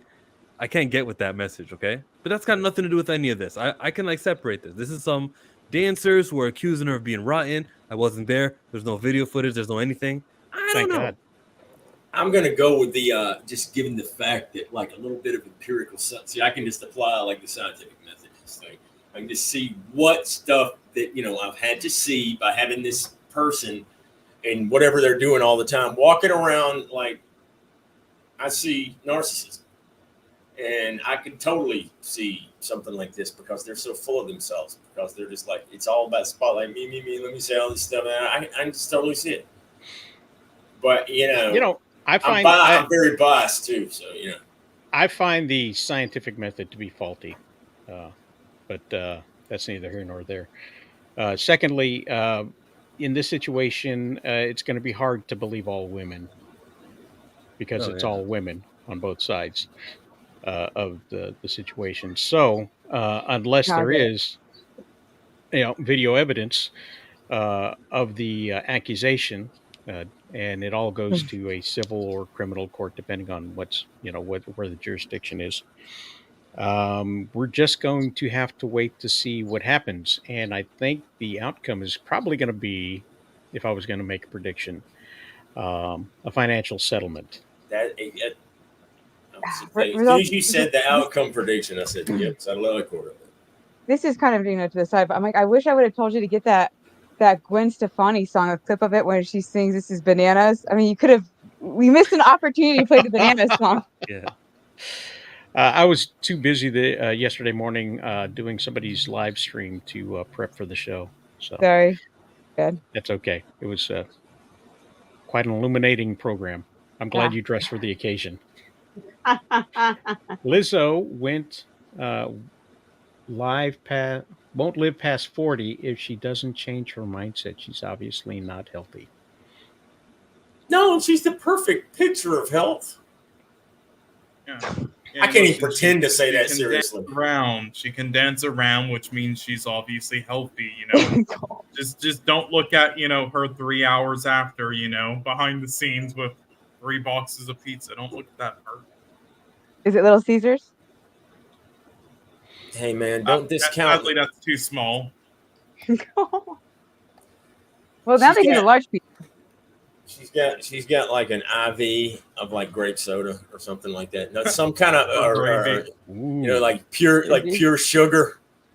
Yeah. Why'd you have to go with grape soda? Because it's stereotypical and it's funny. Because I went with that, man. Because it's funny. You just doubled down. What are you? Is everybody cold today except for Chill? Today everyone's cold except for Chillmonger. I said except for Chillmonger. You're the only one who's not cold today. Wait, you're saying that's cold?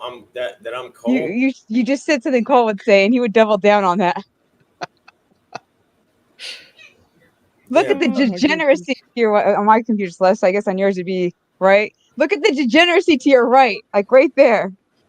Look, that's Pee Wee Herman. I could have said instead of grape soda, I could have just said grape drink.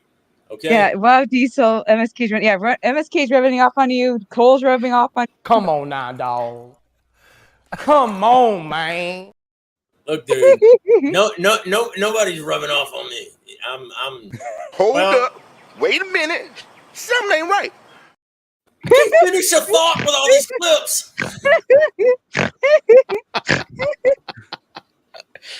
I love it.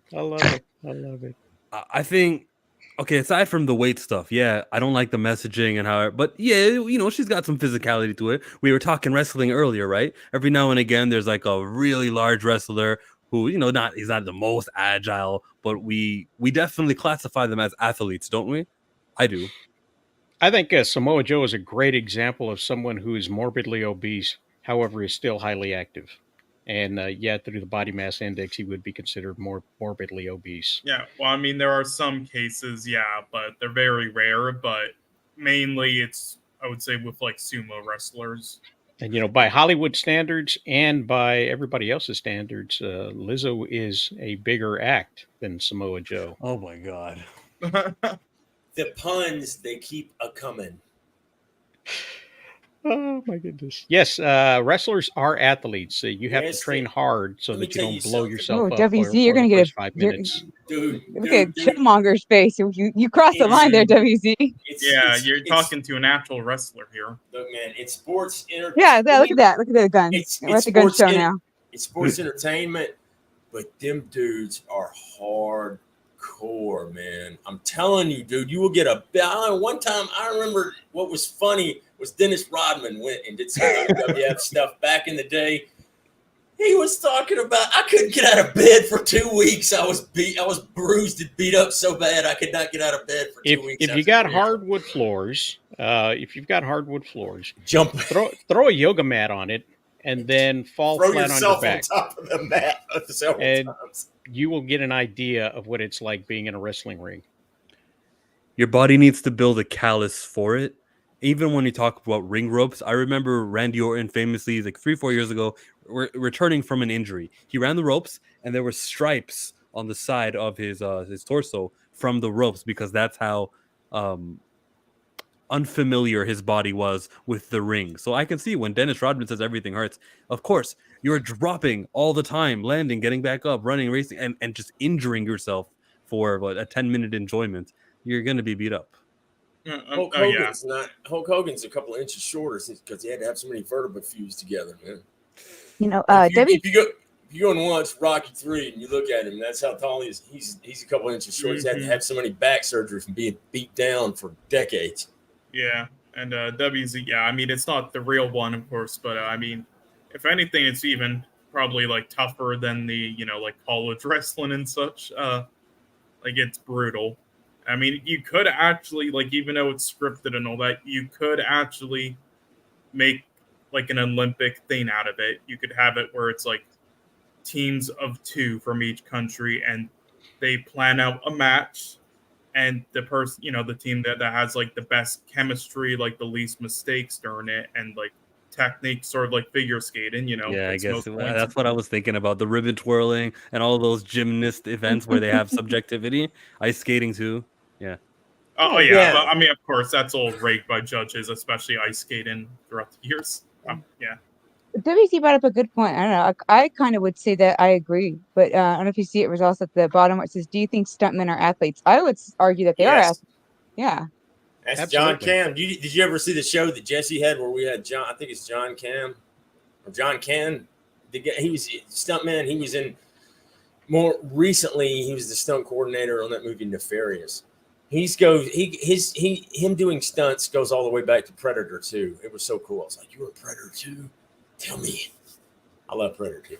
And Predator as well. Predator 2. Okay. Yeah. He was one of the dudes. He was one of the dudes in the subway. I was like, which guy were you? So I had to find out, man. He did stuff in Tango. May I ask WZ, are circus performers athletes? No, I'll be right back. Yeah, they're clowns. Yeah. I think circus performers are clowns. If we're broadening it to stunt performers in movies, I wouldn't consider. Circus performers definitely fit under that. Like the aerial or tightrope walkers.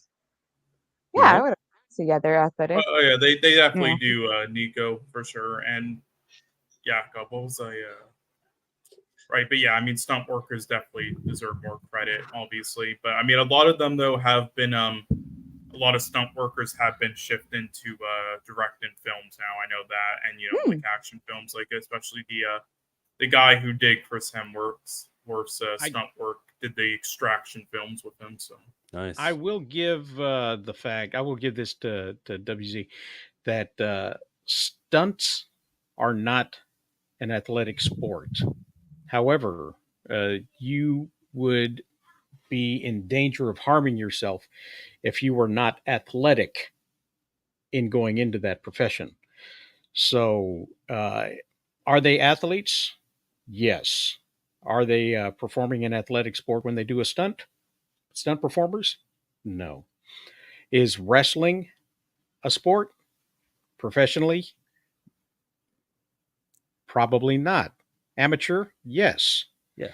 Are they athletes? Absolutely, 100%. They're just, someone could be an athlete and work at a bank, and run marathons on the weekend or whatever it is. But yeah, these people, these performers are definitely athletes, and you can't really take that away from them because they can do all kinds of things that the average viewer cannot do. I know that if I was to be in the wrestling community and perform as a manager or referee, that if I got involved in something like that, there would definitely be tears coming down my face, uncontrollably, mind you, after engaging in the quote unquote fake wrestling stuff. Finger up, go. I would just like to say, man, wrestlers, dude, I have nothing but respect for these dudes. Number one, they spend insane amounts of time in the gym getting ripped and jacked, man. And after doing all that, then you have to go out and do all of this stuff, and you got to be careful what you do, or you could seriously tear stuff, mess stuff up. You don't hit stuff, people right, all this stuff. I can't do it. There's no way. I've injured myself enough just doing stupid stuff, man. Like I've got so many, man. I got plates in my shoulder. I got an artificial hip. I've got screws in my knee. I've got a fused vertebra myself. I should show you my X-ray in my back. It grosses people out. But to do all that, then you have to come up with what's so cool about that. Not only do you gotta have the look, and you've got to have some charisma and personality and the way that the things work. There's so many things going on with wrestling just to say, oh, this is fake or whatnot. No, man, this is sports entertainment. This is something that brings in all these different aspects. You've got all this. All right, I got to hit the gym. I got to do this. I got to come up with my personality. I've got to have a draw. And you've got all these things, all these elements mixed together that, and then you have some breakout people. I grew up in the 80s and watched OG WWF. I thought it was great. And I watched that. I love that stuff back in the day. Then, I kind of trailed off from that. Then back in the 90s, my buddy got me to watching this stuff with, I thought the stuff with Stone Cold, The Rock. I thought it was some of the funniest stuff I'd ever seen. It was just hilarious. The stuff that they would do, set up and write. It was almost like watching sort of like a cartoonish or a cartoon type scenario, to where they would just talk crap to each other, and then they would sit. I remember one time there was this thing where all these bad guys were waiting for Stone Cold to show up to the event, right? They were all like, "We gonna get him when he comes." So by the time he shows up, he's in this freaking monster truck limo, and he pulls up, and then he's not in there, and then everybody goes around to look for him, but the thing is, he set up all these traps in the arena, like cartoon traps, like stuff from Bugs Bunny. One dude was hanging by his ankle from the ceiling, like he'd stepped in one of those circles, and he pulled his leg up, and he's hanging by his leg. And Stone Cold walks up to him, "What you doing?" and starts slapping him and spits beer in his face and everything. Another dude stepped in a bear trap. He had a freaking bear trap laid out at this arena for a guy to trap a guy. It was just the whole thing. And then remember when he went to the hospital and beat the hell out of Vince McMahon with a bedpan? He's all broken in the hospital, and he's beating him with a bedpan. I was just that was gold to me. I thought that was just some of the funniest stuff I'd ever seen. Yeah, it's very entertaining. Very entertaining. That dude's jacked up, which is that just hits that whole testosterone, man. And then they're doing all this stuff, and then they're going around and doing all this coordinated athletic stuff that would have me even having more surgeries if I tried to do it. That's why everybody watches it, because it's just imagine. Not everybody can do it, man. Imagine how many times, Cole, you lost your train of thought in a bar after getting slapped. It's me. Yes. I've never had those incidents. What do you mean? I'm not MSK who tries to creep on women and then gets slapped. I don't know what you mean. But let's have our resident professional answer this question from Nico, because I don't know how much of the business we should actually be giving up. So, do the referees in pro wrestling direct the wrestlers to execute some of the moves? It can be done, and okay. I've had wrestling matches on the independents. I am in no way an expert, but yes, in the big leagues, referees have earpieces, and sometimes they can send some messages from the back. But something like, "Hey, do this move," that would be, they don't care about that. Like the managers, the people like Vince McMahon, some of those executives wouldn't ever say something like that. They would say, "Oh, yo, change the finish of this match. Instead of wrestler A winning, it's going to be wrestler B." They'll send a message like that, or they have 5 more minutes until commercial, but they wouldn't say, "Do this move instead of that move." And he's got another question here. Are esports professionals players athletes? No to F1, no to esports, just because you're sitting down, and then also no to these stunt actors. There is no precision. There is no, I gotta hope this guy's posting before I hit my finishing move. You would just say action and you fall down. I'm sorry if anyone is a stunt actor who wants to tell me I'm wrong and they are athletes, then you can provide your evidence, but I'm sorry, like I can't see some people as athletes, and esports people don't do it. They compete. It's skill. It's not athletic. Very well said. You got I didn't see SummerSlam. Did you see SummerSlam? Yes. No. So this crazy thing happened in 76. 3 women were in a match, and the person who left with the title wasn't one of the 3 women because of Money in the Bank. It's crazy. Wait. It got cashed in. Yeah. Awesome. Wait. Well, how does that happen? Wait. Okay. Wait. What? Imagine the Super Bowl. It's the Eagles. It's the Chiefs. But hold on a minute. Here comes the Buccaneers. God. Yeah, you can win a championship just like that if you have money in the bank. I would be so pissed off. I feel like I would be like genuinely like, what? So, because 3 months ago, there was a ladder match where somebody climbed the ladder and took a briefcase, and the briefcase said the word "Money in the Bank." Because they have that briefcase now, they don't even have to announce the match. They don't have to set anything up. They just have to wait for, like, oh, look, those 3 women just fought for a really hard fought match. Congratulations to them. This is the perfect time to utilize the contract inside here, and I'm going to challenge for the title. That's what happened. It's so cheap. Because they won a ladder match that has nothing to do with tonight. They can do that. No, see, like, that's something I would watch. I would watch that just to see the reactions. Yeah, it's a great reaction. Who had the briefcase? Io Shirai. Oh, well, you know what? She deserved to be in that ladder match to begin with. She is a tremendous athlete. It shouldn't have taken a gimmick to get the belt around her. She's been playing second fiddle to Bailey for the longest time, and she's just been underutilized for her skills.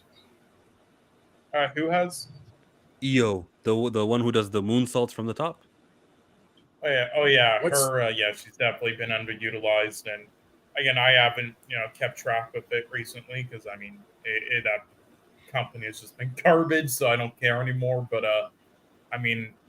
Another one, I guess, is Dakota Kai. I think she's been underutilized forever. She showed up, and she was injured, but she showed up at the celebration. She raised her hand up, and it was a great moment for all 3 of them. Yeah, I just don't she really should have been like pushed, when Bailey was like out as like a new face like that. But instead of just like keeping her in NXT forever, it's just a waste. 76. What is a moonsault? Moonsault. A moonsault. Wait. Okay. Is this a wrestling term? Because I don't do wrestling, and I'm sitting here going, okay. So it's an exotic spice. No, it can't be an exotic spice. Is it like a somersault? But like, it's got a somersault in it, right? It's got to be something. Now that you say it that way, that's probably why it's spelled SAULT. There's some sort of like origin of the salts in. Yeah, okay. So a moonsault is a backward flip, and you'll land on your flat on your torso, like on your front part, but Ooh, you'll that sounds flip from the painful. backwards and you'll do a moonsault. It's called moonsault because your butt is sticking. That's where you're going backwards because you see your butt and you flip it around like that. That's what I was thinking in my head. But then you said it. I was just like backward somersault. That's what my brain, when you said moonsault, I said, I bet that's what it is. Because your butt is the moon, yeah. And okay, it's a creative play on words. You can also do that outside of the ring, where you go backwards off of the corner post onto the ground on the outside of the ring, where you land safely on your opponents, unless it's Indies in Mexico. In which case, people have busted their nose doing that. I feel like if you're gonna land face flat on something, you're gonna bust your nose, right? Sometimes. Yeah. These are like Hitman. Oh, yeah. I mean, those I think look the worst completely incident was vicious with, like, when Matt they. Hardy. Yeah, when they miss the moonsault, when they miss their target, that's some bravery right there, because you're going to take a spill right on your chest and face and just land flush, bam. Oh, I mean, there was one guy who like landed on his just the top of his head or neck. Wait, Diesel, you agree with the man butt thing or with the stunt thing? Oh, yeah, no, man. No, I agree with the stunt thing, man. There's a lot of these people. Okay, so I guess Diesel confirmed he likes man butt. I must have typed that right after he did that. We don't shame here. We don't shame here. You know what? We shame whatever happens in Alabama stays in Alabama. And this is awesome because of timing. This is comedic timing, accidental comedic timing, and it's perfect. So cool, yeah, sure, man. But that's cool. If you look at a laugh, let's do it. And I'll make fun of everything, especially myself. Look, I'm a recovering alcoholic. It's damn near impossible to embarrass me. You don't know where I've been, man. The stuff that I've done. No, but I agree with like the stuff about the stunt person, because a lot of them, especially stuff like the running, diving, having to land a certain way. A lot of the fighting. A lot of those stunt fighters that they bring in, like Ray Parks. That dude's an athlete. He's badass. I love you too. Ray Park is the stunt man that was utilized in a lot of the Star Wars films, especially the second trilogy. He was the blackface of Darth Maul, and swung the double sabers, and he was also Toad in the original X-Men. X-Men, yes, he was. And he can, like a few years ago, he'd still do that somersault stuff. I think maybe in 2017 or 18 or something. He grabbed a lightsaber from or something in a fan thing and still did that thing from Phantom Menace. Sorry, I didn't mean to interrupt your results. My bad. No, you go right ahead. I'm rude and ADD. Sorry. I go from one thing to another. Don't mean to be. Do they have like do these like wrestlers? Do they have like the injuries, like the same level of injuries, like you said? Well, I mean, like the football players, where they have it's like the contact. But I mean, like if you're always getting flipped and knocked around, you got to have some like lifelong injuries, right? Like back or. Yes. I think wrestlers have more injuries than football players, way more. Yeah, I think they're the most abused. Do you want to bring up the Chris planet. Benoit thing? But I mean, there's so many examples. Roddy Piper said something like, man, I'm not going to live until I'm 70. He had a line like that. And yeah, sure enough, he died a couple years after he said that, before 70. Yeah. No, I think that was like 65, he said, or even in his late 50s or something. Thanks, Cole. Yeah, you're right. He was talking about retirement on an interview, I think with Bill Maher, was it? Yeah. He said something like 56 or like 65. He's like, I'm not fucking living to that age, let's be honest. Because he's looking around at all of his other friends dropping like flies in their 60s, 50s, even some of them. And it's the wear that you do on your body. Exactly. He also said the Pat Patterson thing was a miscommunication. So I don't know what the Pat Patterson thing is. It's something Pat Patterson and him. I know Pat Patterson has an interest towards men. Is it related to that? Yes, pretty much. Yeah. I mean, I guess celebrities and like, professional athletes, I think sometimes we do, and sometimes some of it's deserved, where they act like a bunch of babies. But then there's like the other hand, there is actually a lot of stuff that goes along with it. Like celebrities, you have no privacy. These athletes, the star athletes. I mean, like you said, they drop early in life.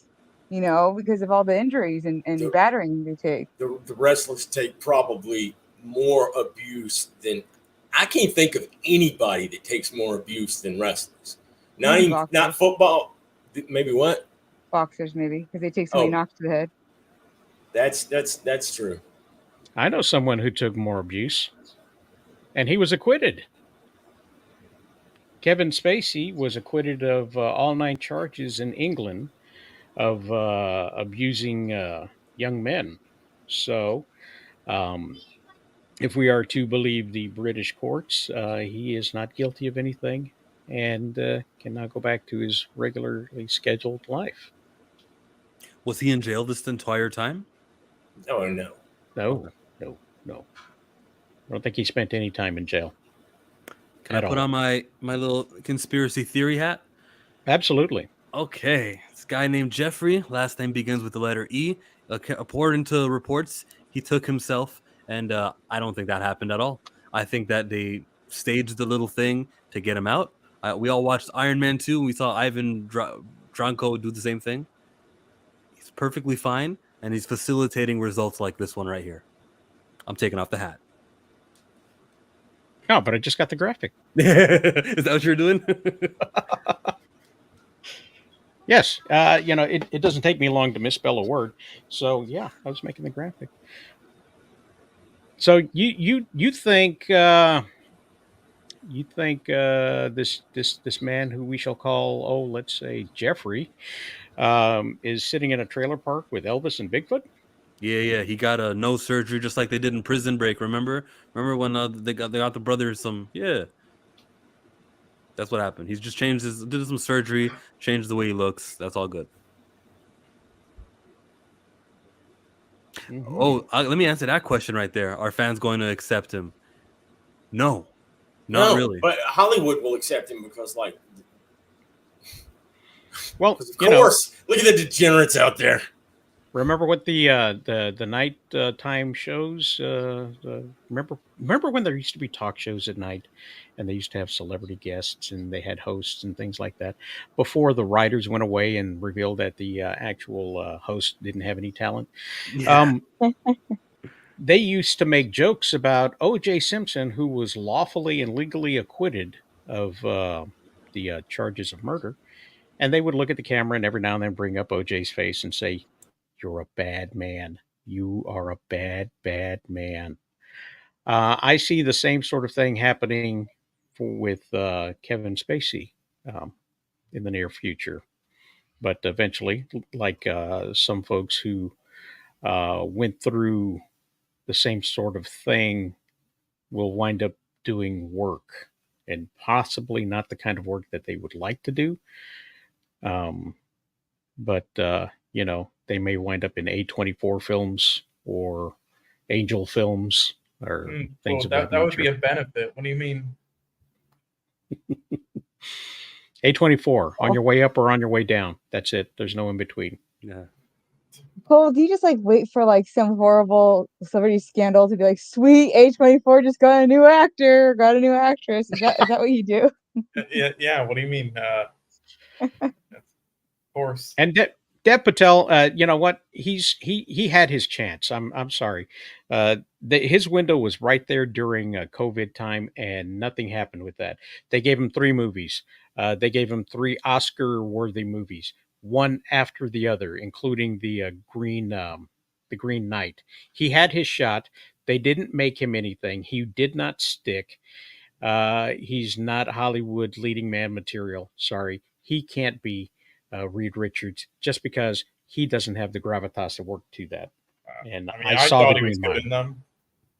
No, the Green Mile was a fairy tale. It was horrible. Well, back to Kevin Spacey. Which studio will take him? Netflix? Do they go, "Oh, come here"? Is it going to be Sony? Not Disney? Maybe Warner Brothers? Are they all the same? Like, which studio is what? No, you've got 2 competing mindsets when it comes to the studios. You've got the Asian mindset with your Sonys, and other production houses that are owned by foreign companies, and you've got your local homegrown entities like your Disneys and Paramounts or whatever. So they have different mindsets on how they're going to handle the same thing. And Netflix, being a homegrown one, made their stamp when they got rid of them right off the bat. They're not going to backpedal on that. So they're not going to be bringing them back for House of Cards, the renewal, or whatever they want to call it. I think he's going to be stuck with an independent, the same kind of people. Oh, yes. Yeah, Bloomhouse might be a good place for him. It might be a good home for him. Are they foreign? No. Bloomhouse is local, but they do the independent shows. They do a lot of horror-based programming. They've got a system that actually works to profit everybody involved in making the films. Nice. No, I don't think he's going to be doing any documentaries of his life, Nico.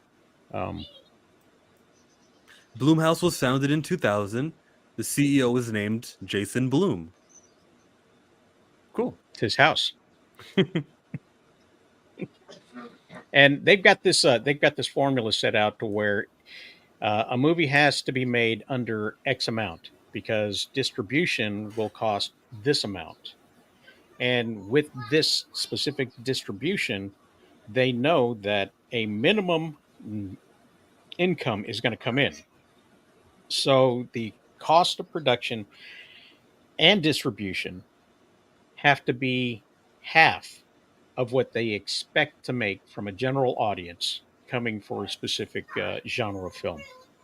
So they're doing horror, and they can expect on average X amount through wide distribution within the first 2 weeks, within the first week. And whatever the distribution plus production has to be at least half of that in order to make it worthwhile to do, or they're not going to make it. Yeah. So if the visual effects are going to cost extra, if getting Kevin Bacon to be in it is going to jack up the price over that, they're not going to do it. They're not going to make it. They're not going to hire Kevin Bacon. They're going to go with Kevin Spacey, who's now more affordable. The better Kevin. Yeah. Diesel. Yes. Kevin Spacey. I think he's a piece of shit. Don't sugarcoat it. Tell us how you really feel. Sorry, man. I'm pretty much politically incorrect, and I try not to curse a lot. I apologize, man. Oh, you don't got to apologize. Well, I try. I try to work on it, man. When my daughter was young, I used to never curse at all, and somebody had said something before. When you curse a lot, you wind up like it's more intense. It's actually, even if you were to say something, if you wanted to, like, somebody made you angry and wanted to insult them, it's so much more of a sick burn if you don't curse and then use eloquent words. And it's just, it stabs that much. People, they don't even know how to respond sometimes when you do that. It's cool. But no, I just don't care for Kevin Spacey. I think he's a creep. I just get that vibe from the dude, man. And there's like a lot of stuff coming out about him. I don't believe. And then like several people, like accusers or several things involved with it. Then they wind up being dead around this guy. So no, I think it's, yeah. I think he's part of he's part of the creepy degenerate Epstein members. Yes, there you go, man. That group of people. I'm trying to refrain from quoting Salty Cracker right now because he's so he curses so much. Well, he has his membership card. It's pretty nice looking. In the Film Actors Guild. Ba-dum-bum. So I've been seeing a lot of these videos. Good morning, Michael. Sticking Michael. with the conspiracy. I've been seeing a lot of these videos on YouTube that are talking about the Sound of Freedom calling out Hollywood in the film. And I haven't seen Sound of Freedom. I tried to watch it, and I just could not get through the opening sequence. I don't have the stomach for it. I don't either. I can't sit through it, man. I can't. I just, there's no way I could watch. So I have no idea if the film itself actually puts Hollywood in the chain of events that leads to the trafficking of children. Sort of. Uh, It does. I I don't know.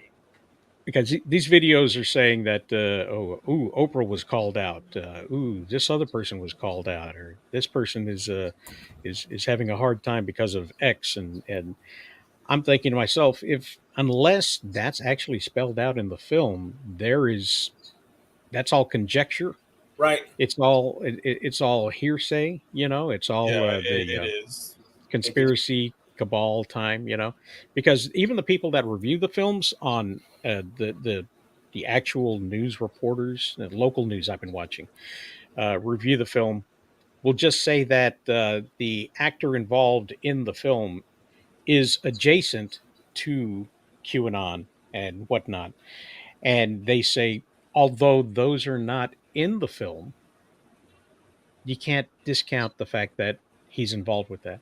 Well, that's like saying, uh, just because he plays a vegan on the screen, you can't discount the fact that he's been seen eating hamburgers for most of his life, and that has to be taken into account for watching the film. No, I don't think that's true at all. I think an actor is an actor is an actor.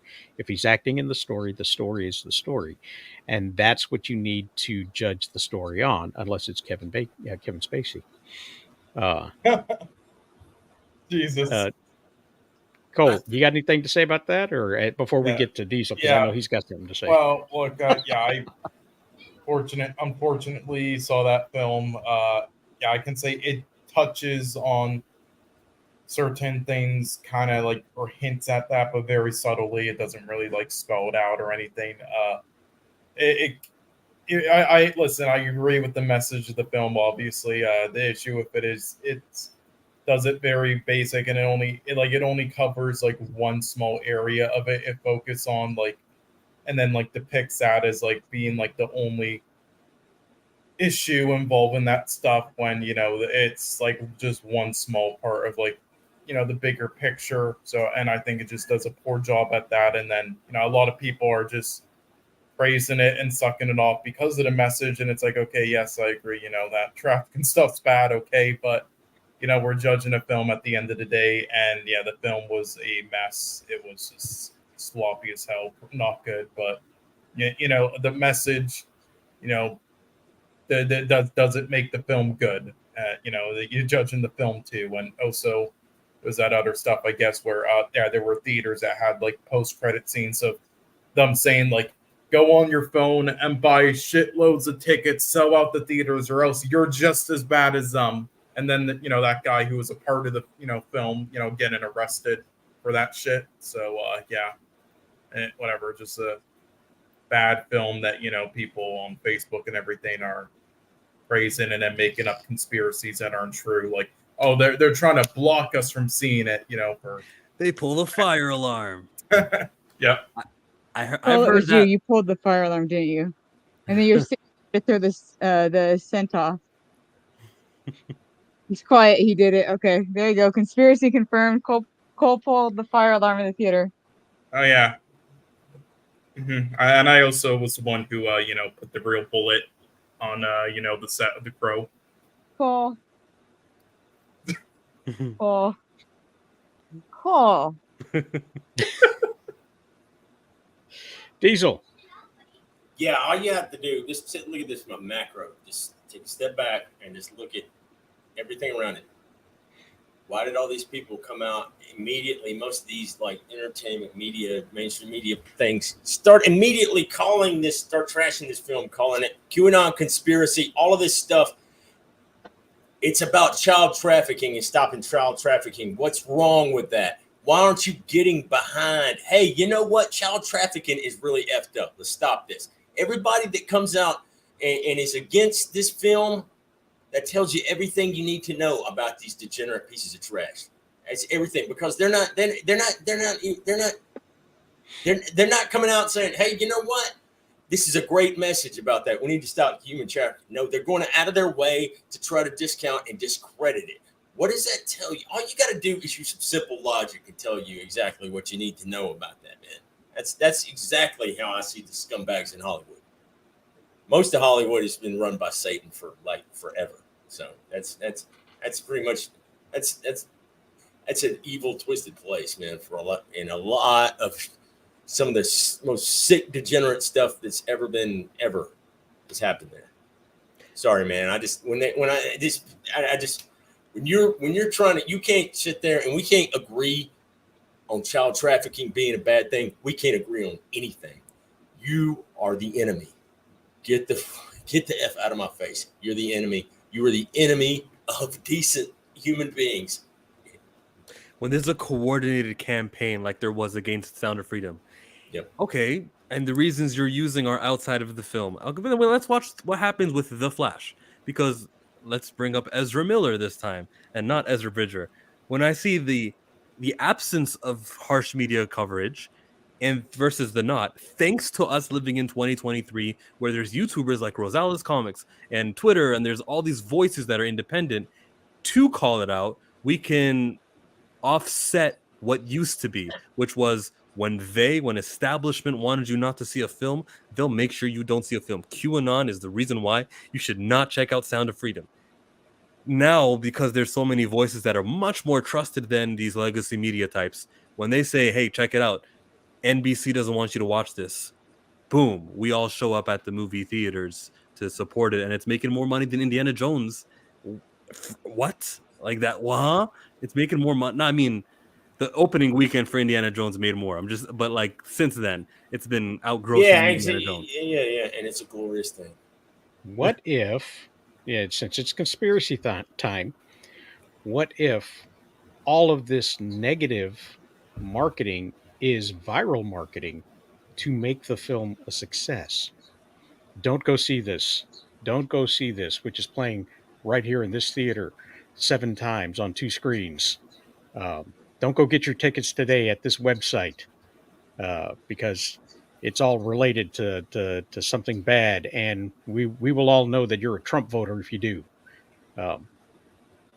Maybe it's all just this kind of reverse psychology thing working to promote the film, to make it seem, like when they used to in what was that movie, the found footage film where they Blair Witch. Blair Witch. Thank you so much. Blair Witch went on this whole campaign where they were searching for the actors, and they made people think that they were actually missing, and that this was a documentary, and it was just all this viral marketing campaign. And now we've got this going on where they're attacking it, hand over fist, and trying to tell you that it's something you shouldn't watch, but making it so appealing that you can't help yourself but go watch. Maybe if we were in a different time, not now. They're so blatant with the disdain for everyone and decent things that there's no way. Mainstream media is the enemy of the people. They keep, it's lie after lie after lie after lie after lie. And they keep on doing that kind of stuff. And I don't think they're clever enough to think of that far ahead. And then they wouldn't risk actually trying to help this thing or be seen trying to help this thing. I have very strong opinions on a lot of that stuff. And evil is everywhere. It seems like right now it's like, I don't know. I feel like it's everywhere. And there was that whole Sam Smith devil worshipping sequence that happened at the Oscars last year. That was just the Grammys. Yeah. The Grammys broadcast right out for everyone to see. Let's do that. Yay. All right. Well, Miss 1776, you got any comments on this? I mean, it's based on a true story, guys. So, I mean, it is based on a true story. I think that's just the main thing that I take of it, because no one has said it here, but I have heard where people think, oh, well, it's fake or exaggerated, and it's like, no, it's actually pretty close to the actual event. But that's my only comment. But again, no one's argued that here. Sorry, I only take I only listen to really much 90% of what Cole says because of, well, it's Cole. So I mean see everybody else in the panel. So I'm sorry, Cole, I love you, but I can only like take 90%. Wait, you can only take 90%. Okay, that's a good percentage. Okay. 10%. Yeah, thank you. I can only take 10%. I can't even take 10%. Let's be honest here. I think for me, it's like in the nominal. Very, It's the 0.00. Yeah, exactly. And listen, I agree with the message in the film, but it's just a poorly made film that people are then trying to say otherwise just because of the message. That's all. Sometimes the message is more. Sorry, go ahead. Sometimes message is more important. Yes. Yeah. You're judging a film. You should judge it. At least 50-50. Like that's why Navalny won Best Documentary this year, even though it was like the weakest of the 5. If you're a critic, fine. Yeah. Great ending to that segment. If you're a critic, fine. Did anybody see Good Omens 2? No? Anybody see Good Omens 1? Good Omens, the series on Amazon. Based on the Neil Gaiman. No, I seen season 1 and it was pretty great to me, but I didn't see anything after that. I usually hold off a lot. Well, Terry Pratchett, I believe, has passed, so they couldn't do a second one. So Neil Gaiman went on his own, and Amazon fed him lots of money, and they came up with this whole Good Omens 2, which focused on a pair of lesbian shop owners and how they should be together, but they're not together because one of them has a partner. And this is the through line for the whole thing, is partners that should be together that are not together. And they included that an angel from heaven and Beelzebub from hell, the archangel of heaven, Gabriel, and Beelzebub being star-crossed lovers who need to find a way to be together. And that is played out on Earth with the 2 lesbian shop owners who need to find a way together, even though one of them already has a partner. And then at the end of the season 2, they wind up having the 2 main protagonists who were also an angel and a demon. They made them star-crossed gay lovers as well. So, in the same way that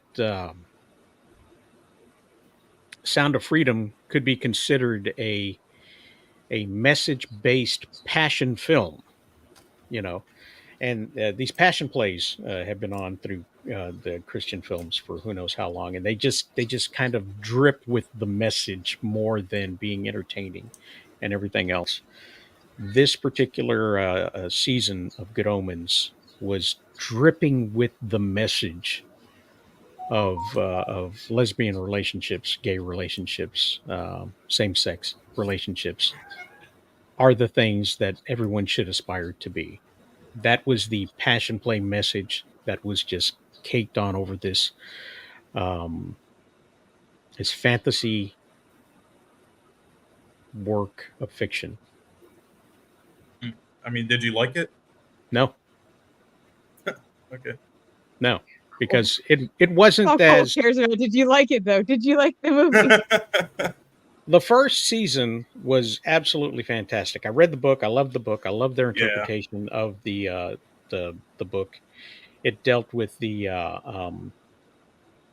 coming of the 4 horsemen of the apocalypse, and the demon on Earth and the angel on Earth coming together to stop that because they enjoyed their life on Earth, and that's why they came together as a team to stop the Antichrist from rising, because they enjoyed Earth. One enjoyed drinking, the other one enjoyed his books and his fancy coffees and lattes and whatnot, and they didn't want that to end. So that was amusing to me. I found that amusing. I found it fun. I found it lighthearted, and there was no social message to be found in any of that. whereas the second time around, it was just caked on like religious women foundation. It was just in your face. Don't forget it. We're going to have another scene in a few seconds to remind you again, even though we're doing this thing about heaven and hell and the second coming. And, you know, it didn't work for me. It was clunky. It was, there's a word that Cole would like to be used to describe something. It was obtuse. There we go. I said it. I thought Lizzo was like 3 topics ago. Ba-dum-bum. That's what I'm talking about. That's why he's the MVP. That's why he's the GOAT. The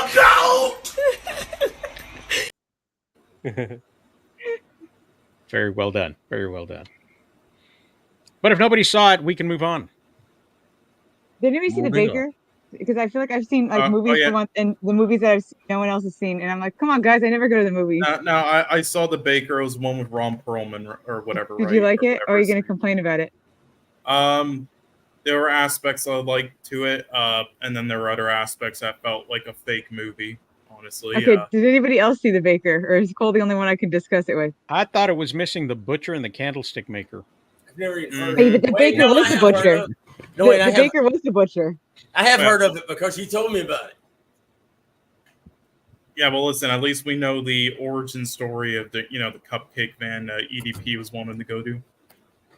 You know what, Cole? I hate you. Okay, so anyways, so really no one besides Cole has seen the movies I've seen. What about the Meg 2? Oh yeah, that was terrible. Okay, I said besides Cole. I'm gonna check it out. Movies with anybody anymore now. I'm gonna check it out just because it looks like big dumb fun, and it's like it's Jason Statham. And it does, but then it's just boring, just like the first. Cole, how dare you? How dare you, Cole? Rosales, did you see anything that Cole saw that we can insult him over for offending me on 2 movies? Everything that I've seen that Cole has seen has sucked. You mean amazing? You just don't want to admit it, They're all childish films. Everything that I've seen, like what was that Viking film?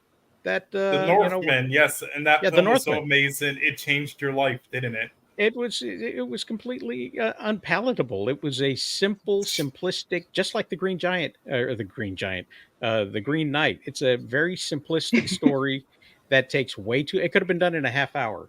I mean, well, Hamlet is a very long story, and it's the reason why I feel so basic is because many stories over the years have kind of like copied it, but either way though, outside of the story, if you want to say that's a bit basic, but the rest of it on top of it, I mean, I thought it was well made. And with the Green Knight, I mean, on the surface it seems basic, but there's so much underneath. But I mean, we've been through that before. I won't I've got a clip of the Green Knight here so that everybody can see just how awesome it is. Let's have a look real quick at this clip of the Green Knight.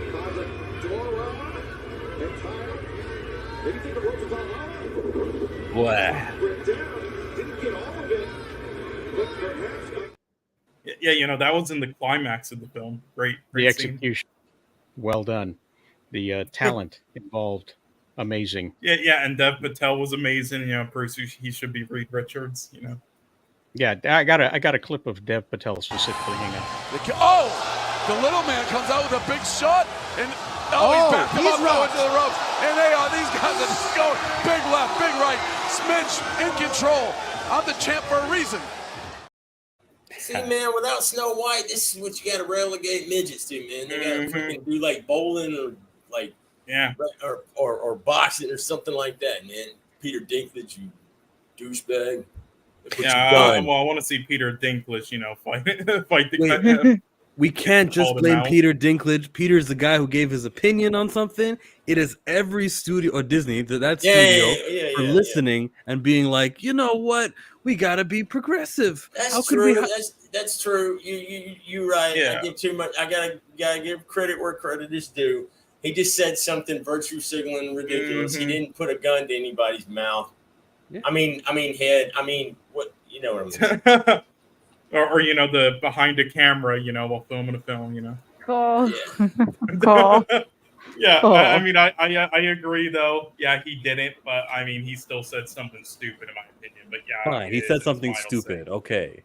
right? See, Well, I think maybe- Tim Rogers maybe is he- awesome. he He's said just like some- this. He applies the rules across the board for everyone. Yeah. I mean, I gotta admire that because I don't do that half the time. Sometimes I'm like, no, I don't like you. Therefore, my rule does not apply to you. It applies to everyone else. Yeah, I think he came up short. Oh, listen, like if you think it's so problematic to have like stereotypical. Oh, I just got the joke. Was all this small talk. Like, if that's so problematic, why can't you just make them just like regular little people in like a village, with regular jobs, and then they all decide to like, help out, Snow White or whatever when everybody else is too cowardly. If you think the dwarf stuff is too stereotypical and problematic, like is that not just an easy fix there? Stereotypical. How many midgets you seen living? What the hell? They're hardworking dudes, man. That's back in the day, whenever this was written. I don't know, 1800s, whenever. They go out and they bust their ass all day, and they're just like they're the only ones that's got the cojones to help out, Snow White and whatnot. There's nothing. Yeah.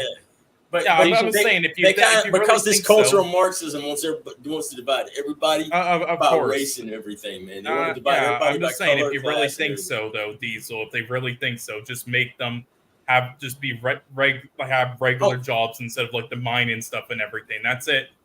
Have maybe like a family, I guess, or something. I know, but like you're applying logic to their illogical, contradictory, virtue signaling nonsense. You're applying some, and it's like trying to put like the square peg in the round hole. It just don't work with these people. Square peg in the what hole? Round hole.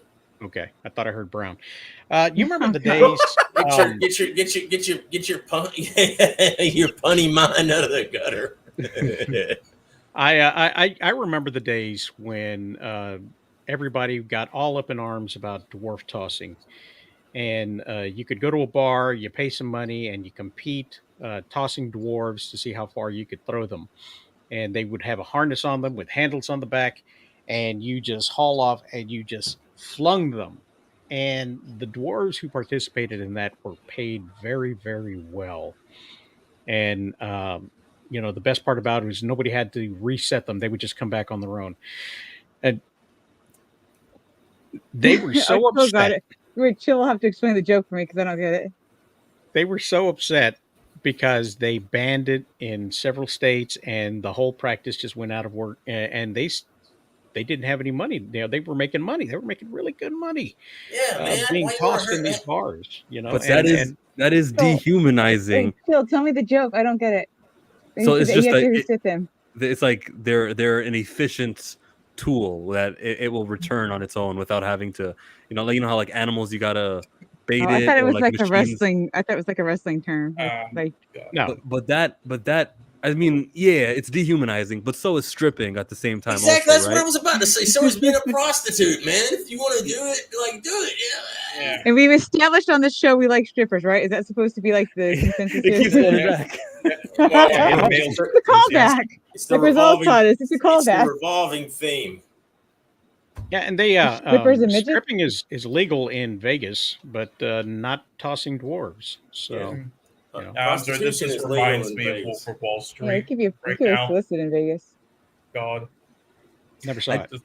I think the identity that is a dwarf, it's so rare. There's no like getting around the uniqueness of that. I'm not trying to use swear words or hurt anybody, but I mean, yes, okay, you're that particular demographic right now. There is something that is out of the ordinary because of your existence. To normalize them or to make them more like it's an impossible task. Now, I'm not saying that you should not dehumanize, like I said earlier. Like, let's not dehumanize them. Let's not treat them like they're not people, not worthy of basic compassion. But we can't dance around like the roles that the seven dwarves are. They are okay. They're nice people, except for that one grumpy guy. They help out the protagonist. What's the real issue here? That they exist, that they're using small people that are this short and not 5 foot yet, that they're using them in the dwarf role. Who cares? Make the I mean, dwarves they think nuance. stuff like the songs are like, you know, offensive, like just The songs don't even sing stereotypical. about them being dwarves. They don't even, the songs don't even sing about them I know being it's dwarves. just the way like they have them like act and like in the songs and stuff. They think that it's like, I don't know, like Okay, but I've it's watched that movie now 7 times It's in just like the virtue. past week with my niece. It's They don't even play on their little Okay, sides yeah, but except for the one dancing scene. you actually watch the films. They don't. Maybe they recast them because they were shorthanded. It's virtue. It's virtue signaling gobbledygook. All of the nonsense that these. It's virtue signaling gobbledygook. It's just like one thing. They haven't even like watched the films or revisited them to see if they're problematic or not, because they're not like not even the oldest ones like Snow White. Like they're not like, and when they try to say, oh, the main character is all they want is just a man, that's all the films are about. It's like, no, like you watch the fucking films. You clearly haven't, all you people bitching. The new Snow White isn't out yet. We don't know if it's good. No, but we do know it's not Snow White. Oh, I know that it's garbage and trash. I can go ahead and make that statement unequivocally 100%. It's No. dog. It is as much Snow White as my book, My Frankenstein, is Frankenstein. There you go. The reason it's called My Frankenstein is because it is based loosely on the Frankenstein mythos and not actually the Frankenstein story. It helps to build up the Rosales Comics superhero universe, and it's available right now on our website. However, it is not. I'm not claiming that it is the Frankenstein story. So, what they're doing is they're claiming this is Snow White, and saying, but it's a different story. She's the fairest of them all. Is not the most beautiful of them all.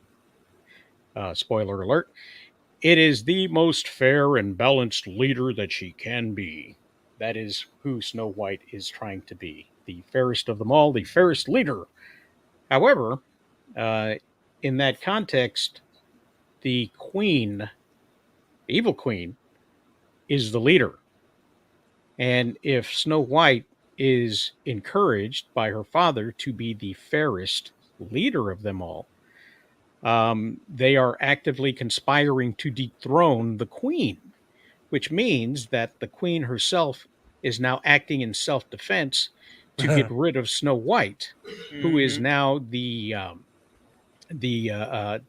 violent actor in this whole story. Insurrectionist leader. Yes, she is now the villain of the story, with the queen being the protagonist, because that's how they want it to be, fair and balanced. Your description of this, it's automatically 1,000% better than whatever they're going to put out. Yeah, because I they're would saying much it's rather something just that it's listen. not. I would much rather listen to your description of this, because it's just There's a contract that is made when you title something, when you say you're going to deliver something, and that contract is held up in all kinds of things. You sign a contract with a pizza delivery service to give you good quality pizza. When you don't get that, they have broken their contract and they lied to you. When you look at the menu screen at a McDonald's and you see that quarter pounder big and thick and juicy and this large, and you get something that looks like this, that's flat and disgusting and moist, they have broken their contract with you, the purchaser, for what they're doing. Snow White, calling it Snow White, and saying it is the Snow White story and delivering you something other than a Snow White story is a breach of contract with the viewer. Barbie came real close to doing that, but they didn't market it as a children's movie. They didn't market it as the normal straight to DVD Barbie movie. They marketed it to the proper audience, and they reaped the benefits from it. However, with the title Barbie, they kind of break their contract with the audience that Barbie is traditionally made for. But that's all I've got to say about that. Yeah, I mean, I don't get that. Why they would like change that thing anyway about. Sorry, what's the quote again that they use for Snow White with the Queen? That she's the what again? The fairest of them all. Yeah, and it's like so they took that and thought it just meant like outer beauty and stuff like that. Like no, it meant like inner and all that stuff as well. So why they would feel the need to change it? Well, even in the description, when they discuss her, they said rags cannot hide her gentle grace. So it already does discuss her having beauty inside and out. That's what she was, a beautiful woman inside and out. But you know, of course, they don't listen to that kind of stuff. They don't care if the prince is seeing that he loves her and only her. They don't care about her good nature towards the dwarves, you know, and they just I don't know. Yeah, I mean, I just watch these fucking interviews from people like the actress in this and the actress in The Little Mermaid. I'm just like, did you even watch the original films before signing on? Are you sure you were actually fans growing up? They act like these princes came over, whacked these princesses in the head with like a club, and dragged them off to like a cave. You know, they act like if they did that in the live action ones, it would be better. But wait, isn't that supposed to how you're supposed to get a princess? No, that's how you get a cave woman. Clover and okay. If the it depends. You want a wild woman or you want a princess? Because if you want a wild woman, you go that route. If you want a princess, you sing to her. There you go. Bunga bunga. The whitest of them all in the comment, that would be an issue if they interpreted it that way in the movie, which no one can watch that movie and think that Snow White is being referred to as fair because, you know, when someone has fair skin, it means that they're white people. That's like such a stretch to make to be like, oh, we got to take out that wording because we don't want to be pushing white supremacy. That's kind of not what they meant when they said fairest of them. You know, all. I don't get the outrage over her being a. I thought you were going to say I don't get the outrage over white supremacy. No, her Latino heritage. No, that'd be Cole who would say that. She's got a different last name where it's not a Latino, but Blanco. But the point is that just because she's not white doesn't mean that she shouldn't have the role. I mean, if they made this movie in Mexico with the Spanish language, guess what? They're going to have somebody who speaks that language who is of that ethnicity. If they made this movie in Japan or China, they would have somebody local playing those roles. If you were going to have this done in a dinner theater, anybody of any race would wind up being that the actress for that particular role. And you're not going to, you're going to say, okay, Hamilton. Yeah, I get it. We're doing something different here. But, the point is that is not the worst part of the equation. Okay. That's just casting. And if I'm going to accept anybody else in any kind of role, if I accepted Lieutenant Dan, even though he wasn't missing any legs. He was an actor who was, who had legs. And I don't think you need to have somebody who has their legs removed or has had their legs removed or grew up without legs to play that role simply because, that's what the role looks like, So that's not the problem. The problem is that they are lying to you on what the story is, and they're not telling you what the actual story is. Nieve does mean white. Yes. They in Mexico they did a movie called Blanca Nieves, which is white Snow White, and it was the same Snow White story because it's a fairy tale. Speaking of conspiracy theories, if you see the white supremacy, could you please let me know where it is? Because I don't think it exists. I've never seen it. It's a boogeyman, dude. Anyway, I'm not going down that rabbit hole. I'm just like, whenever somebody sees. There's a whole documentary about George Floyd you may want to watch. That's got a whole lot of stuff in there. Nah, I know a couple. But the ones that get PO'd and tell me like, oh, you should get with the white guy to have a white baby, and then get upset when I tell them I'm half Mexican. That's your white supremacist.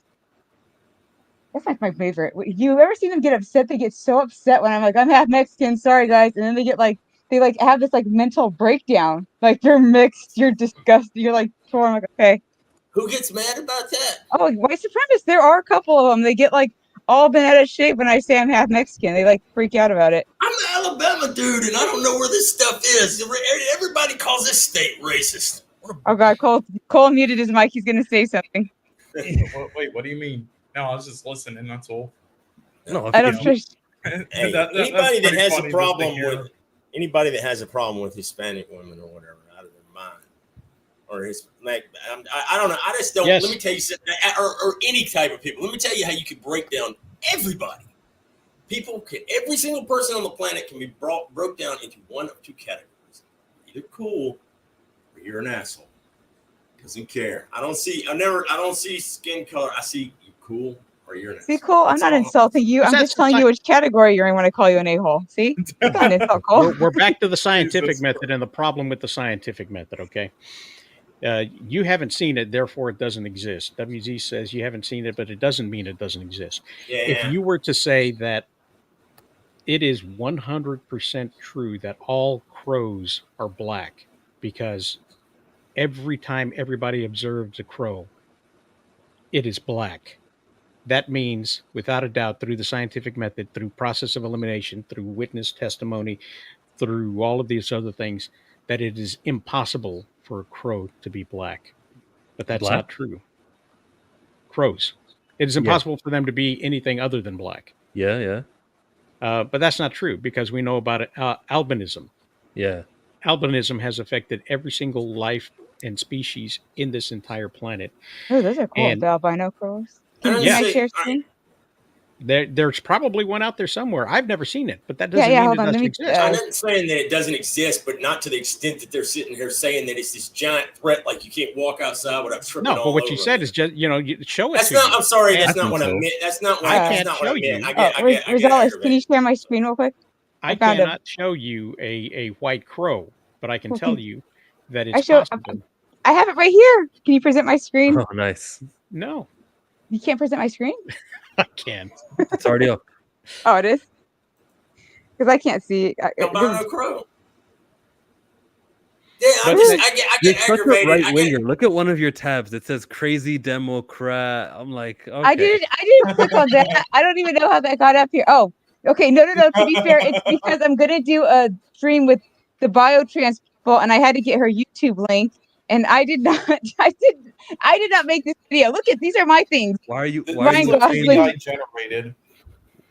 What are you afraid of? I don't know how that got there. Oh, it's just supposed to be. No, I'm just saying. I know I don't got how the there. second I'm screen saying I there wasn't got watching there. that Damn. video. I was grabbing her link. There's eight messages on Discord that you need to respond to. Well, you know what? At least I didn't share the other like stuff. I am not racist. Look, Oh my god! See? I just hope thing- you dressed for the occasion. That's all. I did. This time I wore a shirt, so I'm good. Look, my thing, and I'm sorry for being so reactionary. I am so sick of people trying to divide us. It infuriates me. I'm sick of it. I'm sick of you trying to divide people by race, by sexual orientation, by this kind of stuff. In order, when you divide and conquer, and it's this cultural Marxist poison that's going around everywhere, and it infuriates me because I'm so tired of it. Stop spreading all this, just trying to make, or this particular race of people is bad, or this particular race of people. No, man, people are people. Stop with this stuff. It infuriates me. I didn't realize I had you separated by race. Now we're good. Hey, kinda I don't agree want to with be you. in this one. I need to be next to you. I should be in the middle because I'm like the divider, half Mexican, half white. Put me in between you and Diesel. God. Thanks for Thank I'd be the clan member. thanks for diffusing it though, Shut man. up, Cole. I don't. It makes me so mad, dude. Because I'm tired of just. Look, man. Can't we just everybody be cool and stop with this? But these people in this media are constantly trying to like show that it's. Look, it was this race or that or something. Stop, man. Dude, when I was watching Fresh Prince of Bel-Air in the 90s, it was like my favorite freaking show. I was just like, we didn't, it's like, I don't know anybody that saw stuff like that. We didn't grow up, I'm just tired of it. I agree that it's being used to divide. I see how like sloppy people are with their messaging, but if they're identifying an issue and they want to address it, that's also okay. And like if you don't see white supremacy or recognize it or think it's as present as I believe that it is, we can disagree there. But I still think if you see it and you want to catch it and you want to spotlight how wrong it is, that's fine. Just don't do it messy. Or if you want to have black TV shows where the whole cast and the family, or even Yeah, I don't movies. care, man. That's cool, but why do you have to just harp on it or everything, man? Anyway, I don't know. It just.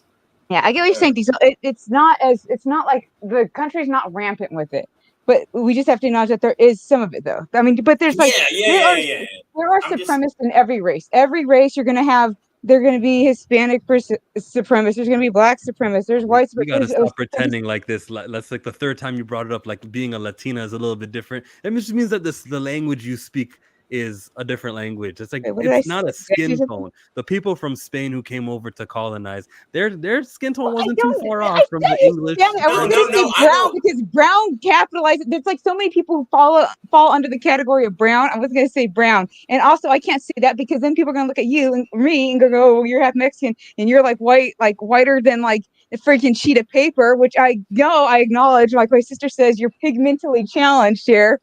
So I mean, we fall under. Thank you, Rosales. We fall under a category. And I can't say Mexican because then people get up saying, "Oh, you can't say Mexican because obviously there's more Hispanics." What do you want from me? Hispanic on the inside. Also, I have known a few Colombian women, and a lot of Colombian women are when white. we're not on Rosales' channel, you just watch Cole. Next time I'm on the channel, I can say something. Okay, just remember to wear clothes. Shut up, Cole. What? Okay, Rosales, since you brought it up, go ahead. Okay, so basically we did the artist stream yesterday, and I accidentally turned my camera on in the middle of the stream. And she was dressed for the occasion. She had all these men on her stream, and she showed up naked. But I checked to make sure nothing was showing. But I tried to avoid actually having the live chat but then I accidentally screen shared the private chat where I said, "Hold on, guys, I got to find the clip to make sure I didn't just show up naked." So please don't go to her YouTube channel and hit the latest video with the artist stream and go to the 20-minute mark. Well, especially if you're autistic and want to find this like brief, like 0.9 of a second flash. Yeah. Racism bad. Anyway, man. Yeah, man. Well, look, I don't know, man. Everybody. You have to stop it. One, the one that goes, "Stop it. Stop it." Yeah, that one. I don't know. It's look. Speaking as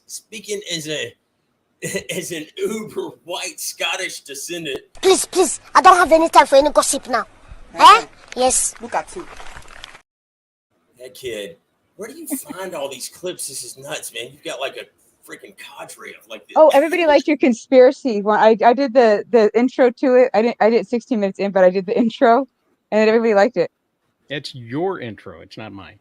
Well, you created it. I'm giving you credit. And Jaded really liked the one that you did with Barbie. He dropped a cigarette during it. Oh, that was the funniest shit ever. He was so angry that he dropped a cigarette while trying to he dropped it several times. If you watch that stream, there's several times he just dropped the cigarette. He gets so upset. Yeah. Racism bad. Stop it. Savage Gerbil says, Diesel hit on something I've mentioned a few times. I never remember someone referring to Fresh Prince or Family Matters as a black show back when they were airing. That's because they were pretend white.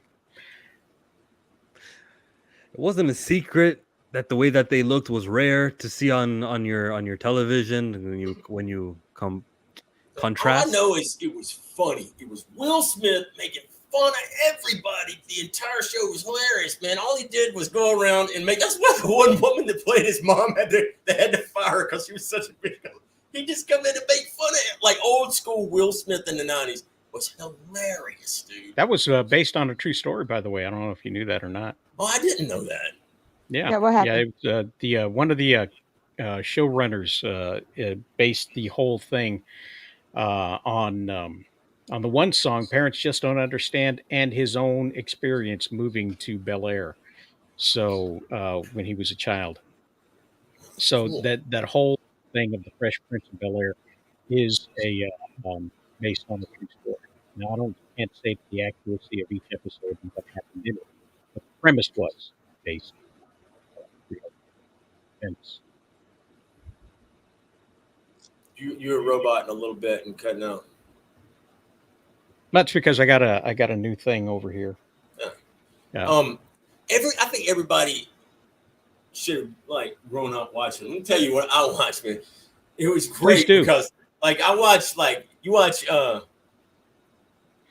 George Jefferson hated white people. It's like Archie Bunker hated black people. Fred Sanford hated everybody. I love those. I used to watch Sanford and Son was like my favorite show, man. I love that.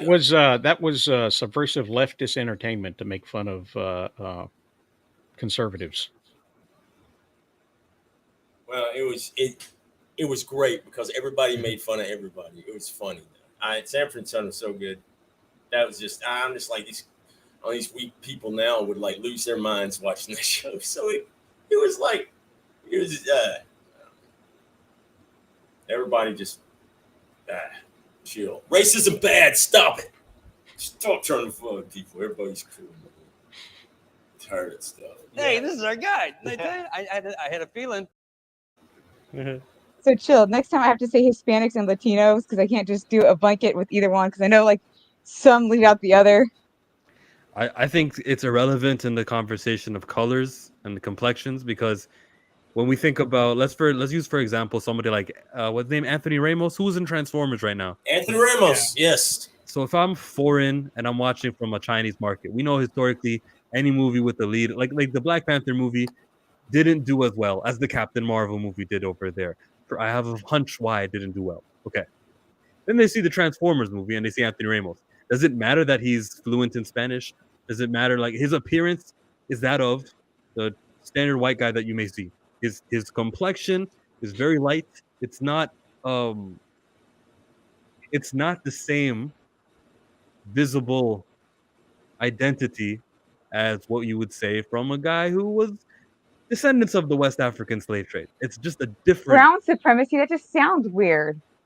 Yeah, it sounds weird because a white person can tan, and then are they considered brown supremacy because a white person decided to tan? Do we toss Italians in that group? I mean, what it's is black? Just a bunch of bunch of gobbledygook thrown in there to mess with everybody. God damn it, WC. I was gonna say as long I don't have to say people of color because white people are a color too. Beige is a color. Beige is a color. So our lingo is terrible and saying black is not specific enough for the issue. Maybe we should just say racial supremacy. Whatever race you are, your supremacy of whatever race is bad. Don't be that way. Okay. And if you think that way, you're a douchebag. I don't like there we the go. idea of racial purity when it comes to Hispanics and Latinos, simply because you don't get Mexican without indigenous Indians and Spaniards from Spain, European Spaniards. Africans too.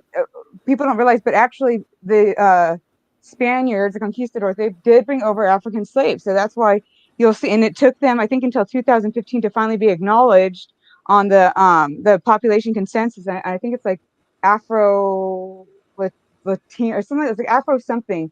But it's like people need to acknowledge. They dropped a bunch off of the Dominican Republic. But the point I'm making is that whenever a Hispanic or a Latino or a brown power specialist is speaking, they're talking about a mud group. Basically, it's a soup. We have been combined. You don't get this bone structure and this pale skin, by accident from a pure red blooded item. I'm a mutt. I can't grow hair here or here because of my genetics. And you find that in the hill countries where you get these cheekbones right here. We're talking about Peruvian hill country, where they wear those fancy top hats. Love those hats. But the point is that this skin, this pallor, comes from Europe. And my last name, Rosales, it also comes from Spain. It has a tremendous history going back. You can find those, what do they call those things where, a family crest. You can look that up and see one available. I didn't use it as my logo. But I wanted to focus real quick on this word right here. Some people call it Latinx. Some Can we people call fast it. forward this? Do we really have to highlight this? You don't want to go over Latino? No. I just want to. Okay, let's fast forward this. What was the name of the girl who was in Multiverse of Madness? Sochi Gomez. Sochi. Okay, All right. you meant the actress. Where's the X come in? The first At the letter. beginning of that, the first letter. Sochi. So the X is pronounced S. So they're not making any difference if you're looking at that and you're pronouncing that correctly. It's Latins. I hate that. That just gets on my nerves. WZ, you're a bad person for saying Latinx. Yeah, I can't change because the X can be pronounced in different ways, and one of them is Latinx. God damn What about the guy from the Blue Beetle? What's his name? Yeah, Is it's it the the same thing. Well, when you think about Javier, that's with an X, isn't that like you go Javier? That has like that's an X. It starts with an X. Isn't it like Sholo or something? I don't know. Sholo. WZ, you're a bad person. Latin shh. Or if it's a Javier, Latin. It's really confusing, and it really all it does is says that there's something other than men and women, because the Latin language has male and female. And if you're wearing a dress, you've already decided you're one. If you've decided to wear combat boots, you've already decided you're the other. And the whole idea of multi-gendering really is offensive to somebody who's bi. That's all I'm saying. Yeah, I haven't met like a single Latin person who likes that word. If you go use it, in Mexico or Costa Rica or anywhere here, you're probably going to get curb stomped. Cool. Why do I feel like you used it? Did you use it? I feel like you used it just to test it out. No. I'm just saying you do that. One time you knew not to do something, you didn't. I'm actually kind of proud of you. No, because I hate that word. It's idiotic. It's hilarious. It's like they're trying to do it to be, for diversity, when it's literally just a bunch of white people trying to force, Latin American people what to do. And yeah, you come use it here in Costa Rica. Then, like that scene in American History X with the curve stomp, that's what's going to happen to you. All right. Can we get back to the race issue? Like, that's kind of more important to me. We're all one race. We're the human race. Some of us look lighter than the others, and the ones who look lighter seem to get a better shake at it. Now, I call it white supremacy. We call it anything supremacy, but there does feel like the big budget films. Is Diesel still here? Like, is he just away from? I don't want to have to say something. He might have pottied. He might have to go. I still have kids, so I say potty. Excuse me. Well, still, I just think that there's a need for it. So as cool as shows like The Fresh Prince were, and as much as they unity that they provided, where you can watch this show and not look like the Banks family, and that's fine, and that's a good positive thing, no doubt. And we all enjoyed it. There does need to be more, or just as many as some of our white counterparts, and that's just on the TV side. If Family Matters too, yes, okay. There's a lot of shows, okay. I think Tyler Perry's got that covered though. That and BET. Smart Guy. Was it Sister? Smart Guy happened. That's So Raven happened. Corey in the House. Yeah, they were good. Why don't we have more shows like that back again? I would like to see Corey something in the House. where it's that a was good the best anime. Oh, Raven was good. I don't like Raven's home when she grows up, because her and Devon, they weren't together anymore, and I'm like, why isn't there a father here? That's not a good look. There's a lot. I thought they were married. They didn't stay married through the series. America, huh? They didn't stay married through the series. Raven, like the first. That's So Raven. And That's So Raven. They go to prom together. They kiss. That's their everything. But then when we go to the future, she has kids with him. Talking in the next time. Well, I guess that's kind of what I meant. Like, I don't like how they are now. Why can't we have something good like we used to have, where you would have this and it would just be a normal family? It wouldn't be this like, where everybody's employed and have really good jobs, like the Cosby Show. That was good. Too bad he was too busy raping people while that show was going on. Man. Allegedly. Yeah. No, he's found guilty.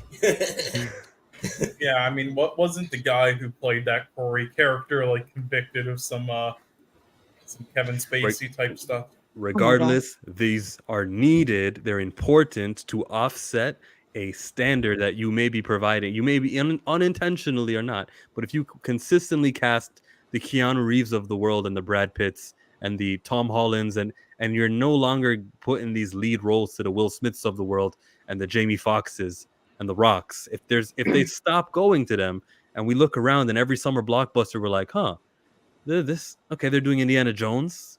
That's a white guy, and then the next big budget movie is also, I'm forgetting what's in the theaters right now. Mission Impossible, and we're thinking of, and we're like, okay, where's the black leads? Oh, it's Ariel, the Little Mermaid, but that's a white character. What does that do? That brings no progress at all. Then there's Miles Morales, who's like the secondary Spider-Man. So like, where's the progress? Why when we do these big budgets? Yeah, go ahead. I just want to say that Anthony Ramos was fantastic in this Transformers movie. He's the best human character out of all of them, man. I like that movie. Look, I'm just saying from a critical, me being a Transformers fan, I thought he was great.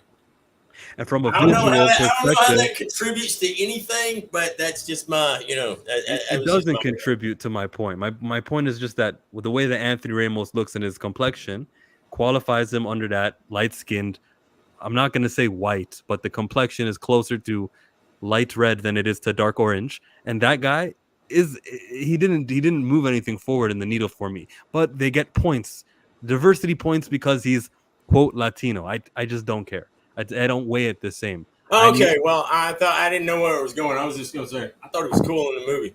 He was the least annoying human character in any of the Transformers movies, man. He was actually good and a likable dude. So that's look, I don't have a problem with Transformers for some reason, but that's my whole contributing. Yeah, Don Figueroa, by the way. Roll out. Don Figueroa, Pat Lee. You got the bear from Bleach too. Yeah, Cone, the little pervy dude.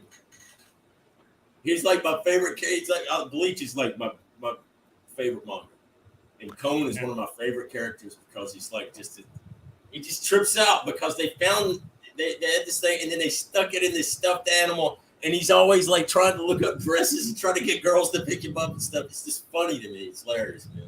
What are the big three of anime? Yeah. Bleach is I love Bleach. It was cool. Do you believe people when they say there's a new big three? I don't really know. I don't keep up with the whole. I've been trying to watch One Piece, and I made it to episode 474, and I'm just like, I gotta take a break from this stuff, man. Because there's like 1,000 friggin' episodes. I don't know. What are they saying is in the new big three? They say Jujutsu Kaisen. 76, you're breathing really heavy. I'm sorry. I'm like trying to type. I'm sorry. I'm going to have to go, guys. Sorry about that. We're running. Oh, shit. Sorry. Oh, you got to stream. Yeah. Sorry. I got to go. Thank you for calling that out because I don't want to be like a creepy person like MSK. Okay. Bye, guys. Thank you for having me on, Results. Apologize for whatever. I was trying to do the typing fast stuff. Anyways, thank you for having me on. Appreciate it. See y'all later. Have a good one. Bye. Take care. Attack on Titan, Black Clover. Now, back to anime, the important stuff. I like Jujutsu Kaisen. I like that show. That's a cool show. I mean, did you see Vinland Saga? I saw season 1. I haven't seen season 2 yet. Yeah, a lot of people fell off of season 2 because they didn't like, how it was started out, but it gets going, really well. So. Very white-centric, the Vinland Saga. Lots of white people in that. They don't care in Japan. They're not thinking the way we think. And if you look at their population, each individual artist is going to be like, yeah, I'm going to draw someone who looks this way. That's the way I look. And, there's Naruto. If you guys watch that, you know how they got the hidden cloud. Eventually, the fifth of the 5 main countries got some representation there, but that's all. I never really understood the anger over the live action Ghost in the Shell because they were involved with casting, and they wanted the movie to make money, which is the reason why she was cast. Yeah, and that's why they cast the way that they do, and the character was drawn the way it was drawn. She was not meant to be an insult to the Japanese culture. It was meant to be the way that it was meant to be so that it could make money for everybody involved because everybody wants to make money. I mean, I didn't get that out of it at all. I mean, I don't think they. All right. Yeah, like I don't. I think with what they were doing for the live action film, and it worked as well. Now, I mean, I'm not saying the film's like good, especially in comparison to the actual anime film. But with those choices, though, I don't understand the issue, and it works with their story. Mm-hmm. I think she looks like the person with the black hair or wig or whatever she had, because a lot of times in anime, at least to me, the way they're drawn, they don't look Japanese. Nope. A lot of it doesn't at all to me. I mean, some people maybe, but I don't know. I watched it. I mean, I love Ghost in the Shell and the movie Standalone Complex and Standalone Complex Second Gig, but I thought it was all right. It was watchable. I actually bought the DVD for like $5 at a grocery store once. I didn't think it was that bad. And I thought she looked a lot like the anime with the hair. I thought that made her look like that. She did. You saw no look Japanese. So the standout feature of someone who we call Asian is the wrinkle above the eyelid. That's about it. Everything else is about the same. But the way we stop doing that. The way we classify them as a whole different thing. It's culturally sure, but appearance-wise, it's really not that different. And if you think about there's some places in Africa where they have the same epicanthal folds that cover, and probably descendants of those Africans, except they just had so many years away from the harsh sunlight where their skin lightened up. The look, and it's never really a big problem in other languages. I mean, in other places. I just want to tell this real quick story. A lot of my brothers look like me. Okay, so one of my brothers went to a Korean restaurant, and the waitress came up and started speaking Korean to him, and he said, "I'm sorry, I don't speak Korean." And she goes, "Oh, you Japanese?" And he said, No, I'm not Japanese." And she said, "Oh, you Chinese?" And he said, No, I'm not Chinese." She goes, "Oh, you Mexican." So, it's never really been a big deal to, I think, other cultures, what you are or what you look like, really, because I had a Korean couple tell me that the only way to tell one Asian apart from another is to ask them. Yeah, you have to ask in a certain way, though. You don't just list off the countries. You have to be like, "Hey, are you Korean by any chance?" You have to say it like that. Because she said to me that they all look alike to us. So they have to be careful exactly how they approach it themselves with other people when they see them out there, because they look familiar. They may or may not be a Korean. So cultural things may pop up that are different from Korea to Japan to China and so forth. But you just can't tell by looking at somebody who they are. So it's never really been that big of a deal in those countries, the way somebody looks. If a character looks cool, they're going to draw them cool. We're on hour 3. Can we end this stream, sir? Yes, we can. Please wrap it up. Bye. I'm Chillmonger. Subscribe. Thanks for coming up, guys. Thanks for being here. I appreciate this. Support 824. This is what happens when I do zero planning, and we're going to put a stop to that next week. We're going to have a better show. We're going to have possibly a shorter show, because we don't normally like to go this long. We try to keep it at about an hour and a half to 2 hours. So thanks for being here, everybody. Thanks for being here, Cole. Thanks for being here, Diesel. I love that you came in, you pinched hit, and you knocked it out of the park, and you carried 90% of the show. So we appreciate you being here. Oh, thank you. I didn't carry 9% of the show. I was being generous. So let's wrap it up with this particular video.